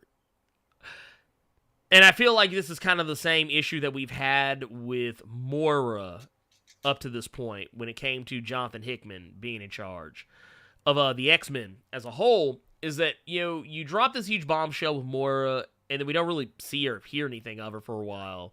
And then we don't really start getting stories with her until Hickman leaves or is about to leave. And then it's like, okay, now she's everywhere. Now we can't get rid of her. I feel like something similar happened with Nimrod. That's probably the one failing. Like I'm ready for more Nimrod because I feel like he's been very and he's been very sparingly used and for good reason. But I feel like now they're kind of finally starting to get to that point where, like, Legion of X, we see, oh no, Nimrod's busy. Nimrod's doing things. He's not just sitting on his hands. So I'm glad to see some of that, but I want to see Duggan tackle Nimrod in a more meaningful fashion than what we've seen so far. Because I think, like, the one or two times he showed up in a book with Duggan, it's been kind of like, I'm here. Oh, by the way, gotta go. One of those situations. Have you guys checked out Obi-Wan yet? If so, is Reva is it? I haven't watched the first episode yet, so I'm assuming he's talking about the young lady that's playing one of the Inquisitors. I haven't watched any of it yet. I'm waiting for my wife to watch Obi-Wan. Like Stranger Things Season 4 Volume 1 and Obi-Wan kind of dropped about roughly the same damn time. And yeah, I just kind of, I'm like, oh my God, what do I watch? But yeah, so I haven't checked out, but I definitely, based on if it's who I think it is, yes, very much so, she is bae. Let's see. Bill asks, since Multiverses has finished their closed beta, will you guys bonk each other out for the open beta in July? I mean, I'm going to play it. Carter, are you going to play Multiverses when it drops? No, not because I don't like the game, but I've never been that big of a Smash fan. And this game, from all the streams I've watched, is more about the tag team aspect more than the 1v1 aspect. It's way more balanced toward 2v2s. So like a 2v2 Smash Bros. Game really ain't up my alley, just like a regular Smash Bros. Game is. So yeah, I will probably still be playing I'll probably still be on that roller derby and Evil Dead. But you and I were talking yesterday, since that Epic Store is giving out that discount, I'm probably just going to restart God of War and play it on PC. Okay. I might end up getting that Sifu with that discount, getting a couple mods on there, people with Daredevil and the Green Ranger and stuff. So yeah, but Multiverses, you all can have fun with that. I'll live vicariously through you all enjoying that game with Ultra Instinct Shaggy. I'm a recent convert to the Church of Smash. I used to not like the game at all, but when they put Terry Bogard in, that got me. That was the character they like. It took like they put Joker from Persona 5 in there. Bayonetta has been in there, and those are two of some of my favorite characters in video games. If they couldn't get me to the dance, that should have told you something from the jump. But when they put Terry Bogard in the game and made it where you could literally play him just like in King of Fighters. You didn't have to use the typical Smash Bros. Controls. You could play him precisely as he is meant to be played in King of Fighters, Fatal Fury, Mark of the Wolf, this, that, and the third. I was like, okay, now y'all got me. Because I've been running the table on Smash using Terry. Because I can... We won't even go. Anyway, point matters, yeah. Elite X1 says, Ernie, did I give you Aryan? You need it. I mean, I don't have it yet. I haven't purchased it yet. If I'm not telling you to gift it to me, but if you do gift it to me, I will play it. I'm not going to turn it down. But, yeah. I do not have it yet. Let's see. Let's see here. Let's see what else we got. Says, this is for Frantic World. So this is a wrestling question. Says, are you guys going to watch... That's all you. It says, are you going to watch AEW Double or Nothing pay-per-view tomorrow night? Yes, I do plan to. I'm kind of behind. I haven't been watching AEW week to week like I would like to as of late, just because, well, for one, I don't have cable anymore, so I don't really watch like live TV when it's live. I usually have to go back and catch, like, I have like a website I go to watch week to week wrestling, like Raw, SmackDown, AEW, so on and so forth, Impact, whatever. So I'll kind of go back and kind of watch like clips and stuff and go back and kind of try and pick up choice pieces here and there. But I have been keeping up with what's been going on. I'm very interested in the Owen Hart Foundation final, the women's side of it. I will say the Jericho Appreciation Society stuff I'm not as interested in, but there's definitely other matches on the card that I'm looking forward to. Thunder Rosa and Serena Deeb is going to be, I think that's going to be a really good match. I think a lot of people are going to be surprised. I don't think anyone should be surprised, but I definitely think people are going to be surprised with how good that match is. I'm trying to think about what else is. I haven't seen Rampage yet, so I don't know if they finally made the match between Wardlow and MJF official for Double or Nothing, but I'm just assuming it's going to happen. So I'm definitely interested in that as well. Wardlow is a guy who I've been waiting to see him really break out of his shell, get away from MJF, and they finally pulled the trigger on it. Because I always kind of felt him being I felt him being a heel was kind of not the best booking. Being a heel, they basically what they did is, Carter, you remember Diesel and Shawn Michaels, the way they did Diesel and Shawn Michaels back in the day? That's basically what they did with Wardlow and MJF. They had it where basically he was the muscle for MJF, and then eventually one day, just like Shawn Michaels spoke out of turn, started treating Diesel dirty, and the big monster heel bodyguard becomes the big monster babyface. That's basically what they're doing with MJF and Wardlow. But I think they did it better with MJF and Wardlow, I think. Me personally. Okay. Let's see. Let's keep it moving. Let's see here. Oh, it's not a question, but a statement. It says new about the Legionnaires in the in that last comic. Yeah, okay, yeah. Legionnaires is something most people don't remember. The Legionnaires. What were you about to say, Carter? The 999 Super Chat for Bebo Training. Congratulations on getting married last weekend, sir. Any Blerd advice for a newlywed? That is all you, because you are married. Yeah. Best advice: communication. Talk. Communication rules the nation. It's the same for a marriage. If you can always communicate what you're thinking, what you're feeling. Now there are some things you keep to yourself. But always say, talk it out. Always try to have dialogue. If you're feeling something, like you have thoughts in your head that like or certain fears or doubts, communicate them, because keeping them bottled up will only make it worse. It'll make those doubts turn into a reality and not in the way that you initially imagined them. And I also, and this is advice I would tell anybody, regardless of what your relationship status is with the person you are paired with, never go to bed angry.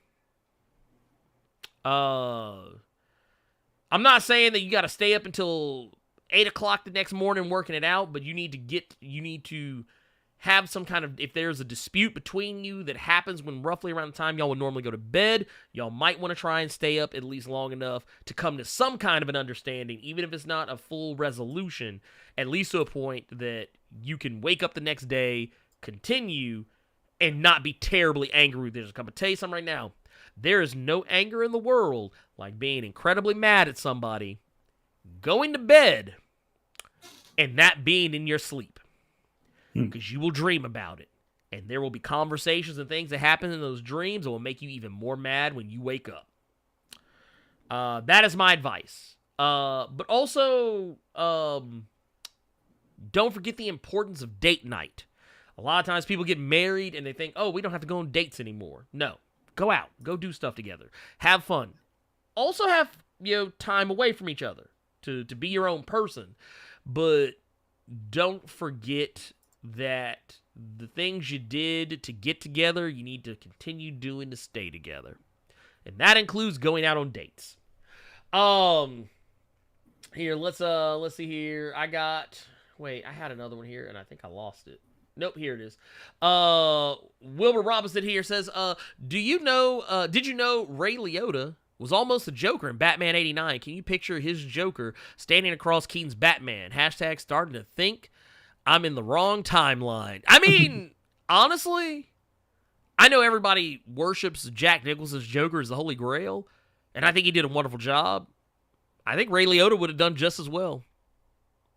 I think you would have actually gotten a more legit gangster Joker, though, if they would have put Ray Liotta in. I think, sometimes we've seen depictions of Joker where he's like a crime boss or like an ex-crime boss. Mm-hmm. I think they would have leaned into that more heavily if Ray Liotta would have played that role in that movie. And I also think going forward in pop culture, you would probably see Joker portrayed more in that light in the comics, I think. If it would have caught on. If it would have caught on. Oh, let's see here. She says, I have a question. Is a Middle Eastern cut character right? Wait, huh? Oh, wait, I get it now. I have a question. Legion is a Middle Eastern cut character, right? His mother is from the Middle East, right? I don't think so. I don't believe so. I think I finally understand the question now that I've seen it, now that I've kind of worded it out in my head. But no, okay, so the character of Legion, if I'm not mistaken, I'm thinking, okay, so his mother, I think she was Jewish. I think. I want to say his mother was Jewish. I'm only saying that because I remember a major part of her character, or part of her character's backstory is that she was a Holocaust survivor. That doesn't necessarily mean she couldn't have been Jewish and from the Middle East, but I'm just saying that I don't remember exactly where it was she came from. I just know that for whatever reason, she was in Germany during the Holocaust, and she was actually in the Holocaust concentration camps. It's been a while, but I think that's how I remember it. But once again, Carter, you might know better than me. Let's see here. Sam O'Shawn says, any movie or shows you guys recommend? Well, right now, The Flight Attendant Season 2 finale just came up. Really good. Really good show. Barry, which I just recently started. Also a very good show. Also very quick show. Like that and thing I appreciate shows that respect my time. Barry's like a little 20 to 23 minute episode show. I think they're on season 2 or 3 right now. About a contract killer who one day discovers that he's in a rut in his life and realizes that he's more interested in being an actor. Yeah, I'm already on the new season on that. It's a very good show. Very good show. One movie I've watched recently, I have not seen. I'd only seen it in bits and pieces years ago. It was on HBO Max. I just turned it on. That'd be Devil in a Blue Dress. Ooh, man, dude, throwback. Right? It is a crime noir who done it. Yeah. Who done did it, where they done it and did it at movie. Yeah. With Denzel Washington. This is all a black film. This took place where racism is still hot, racism is still heavy. Oh yeah. It's Denzel Washington's character's name is he goes by Easy Rollins. Easy Rollins. Let's go. He's just trying to get a 9 to 5. He's just trying to make sure that his house is paid for. He ends up becoming a private eye in this film, trying to find this girl that no one can find. But the one thing they know about this girl is that, well, number one, she's white. Number two, she likes to frequent the colored joints. Yes. And shenanigans ensue. It was a really good movie. That's one of the first times I had seen Don Cheadle in a film. His character, Mouse, that crazy fool. Oh man. But yeah, I think that'd be one that I recommend. If you like those like crime noir movies and you've never seen them from like a black POV, because LA Noir is one example. LA Confidential is another example. If you've never those kind of noir film with black folks, then even if you're not black, I think you still enjoy it. It's a solid noir movie, period. Yeah. But it is definitely from a black perspective.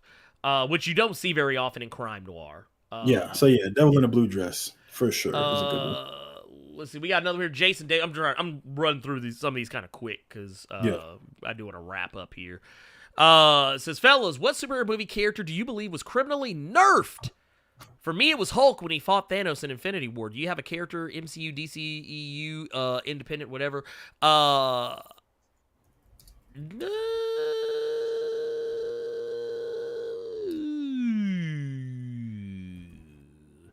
I tell you what.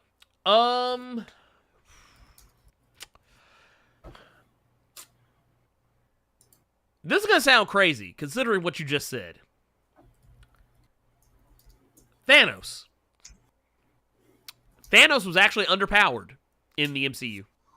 Because a lot of people forget, he has power without the Infinity Gauntlet. He doesn't need the Infinity Gauntlet to shoot lasers out of his hands or do crazy shit. Thanos has the power cosmic. He can do crazy shit without having to have a gauntlet with 6 stones in it. I like seeing those pictures where he was holding he had decapitated Captain America. Yeah, no, dude, he was a beast, and a lot of people don't put enough respect on his name. This dude literally soloed the Phoenix Force. The dude's no joke. He's no joke. Let's see here. Bill says, are you aware of the character Motormouth from Marvel UK, but a variant of hers returned in Captain Carter #3? I am unfamiliar with that character. It's a lot of characters people didn't forgot about that's popping up all of a sudden, because I sure as hell did not expect to see Forget Me Not in that Legion X. Yeah. Well, you know what it is? What's happening right now is the same thing that happens with movies and TV shows and even video games, is that the people who grew up with some of these things, they're in a position now where they can actually write stories and control the narrative around some of those characters that were around when they were growing up, in a lot of these cases. And that's what's happening, is that it's kind of like people who grew, kind of like, what was it? People who grew up playing God of War, they're making God of War now. People who grew up reading, I don't know, fill in the blank comic book character, they're writing that comic book character now. It's one of those situations where you're seeing those people come up. You see that's going to be an Amazon series? Which one? God of War. Horizon is also going to be a Netflix show. Go figure. And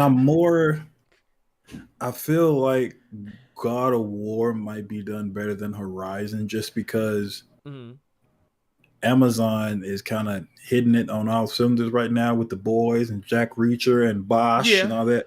Yeah, I'm kind of nervous that Aloy may not be brought.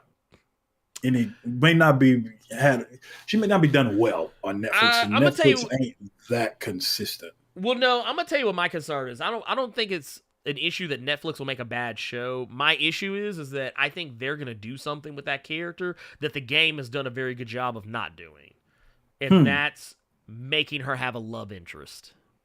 The game has been very good about not trying to force a love interest down your throat with her. Like, she has multiple different characters that have tried to get her to get with them. Yeah. And she, for the most part, is just like, no, I have a mission. This is it.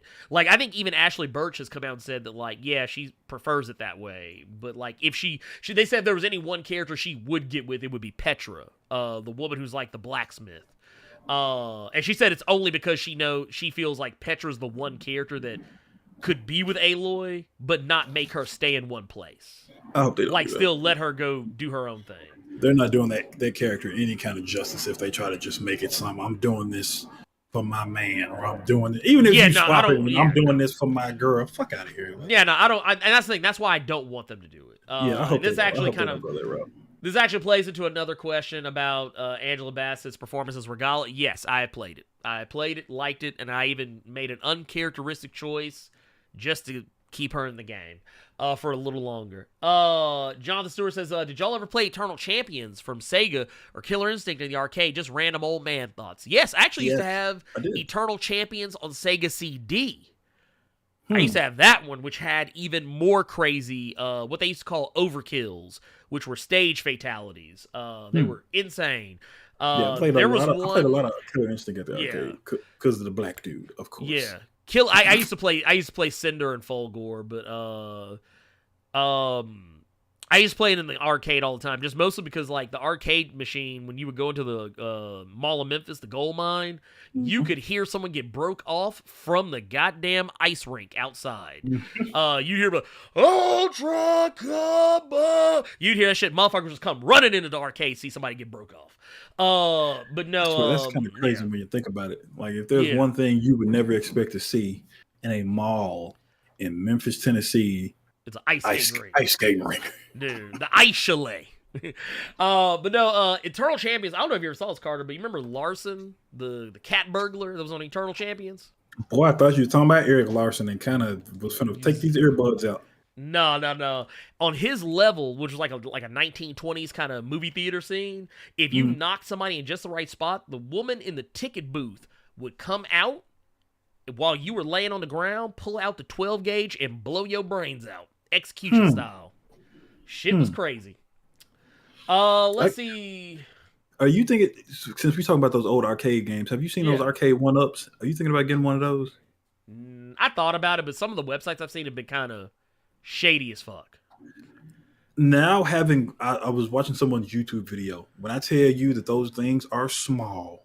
Oh, no, they're little. They're little. Honestly, I have emulators. I'd rather just play this shit on my computer. Just being brutally honest. Okay, Bill says, very last question. Did you notice Loa and Mercury's cameo appearance in Legion of X? Still feel bummed X-Terminators got delayed to September, y'all. I did catch it. I didn't think anything of it. Loa and Mercury aren't characters I think about on any regular basis. But I did see them. It was one of those things, I saw it and kind of went, okay, cool. And then I went on with my day. Let's see here. What's another one here? Said Wardlow destroyed Spears in that cage match. Yes, he did. We got on there. Cloudy D with the 18 months. Says much love to you two and the Blerd Cave. We appreciate you, pimp. Thank you for that. 18, a solid 18 months. Let's see. Let's see here. Jason says, oh wait, no, that was one. We already got that. We're actually caught up. We're caught up on questions for the most part, I think. Let's see here. All right, Carter, are you going to play DNF Duel when it comes out from Carlos Johnson? I'm thinking about it. I'm really thinking about it because I used to Okay. play Dungeon Fighter on a very, very crappy laptop way back in the day. Bruh. So I got really excited when I saw that was going to be a fighting game because I was the gunner class, so or the ranger I think is what it's called now. I'm thinking about it. I really am thinking about it because I really do want to get back into fighting games. But my thing is, if I can't consistently stay on them at a level to compete for cash, then Yeah. I don't want to play them. Yeah, I don't have people won't to play. like. I don't have people to regularly play fighting games with. At least not the ones that I enjoy, which Yeah. is why I don't play them as much anymore. I kind of play them sparingly. Mhm. But one thing I've learned about myself is that if you give me like just a few minutes to get my bearings back, I can fuck somebody up. But no, it's kind of like when I took like a really long break from fighting games, and then when KOF 14 came out, not the recent one, but the one before it. It took me like a few plays to get my bearings back, but once I did, dude, I was cleaning house of motherfuckers.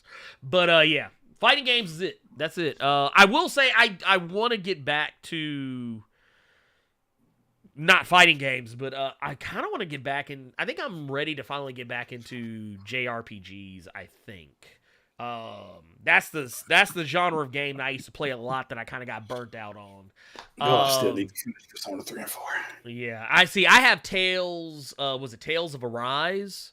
Yeah. That's the one I'm trying to get back on.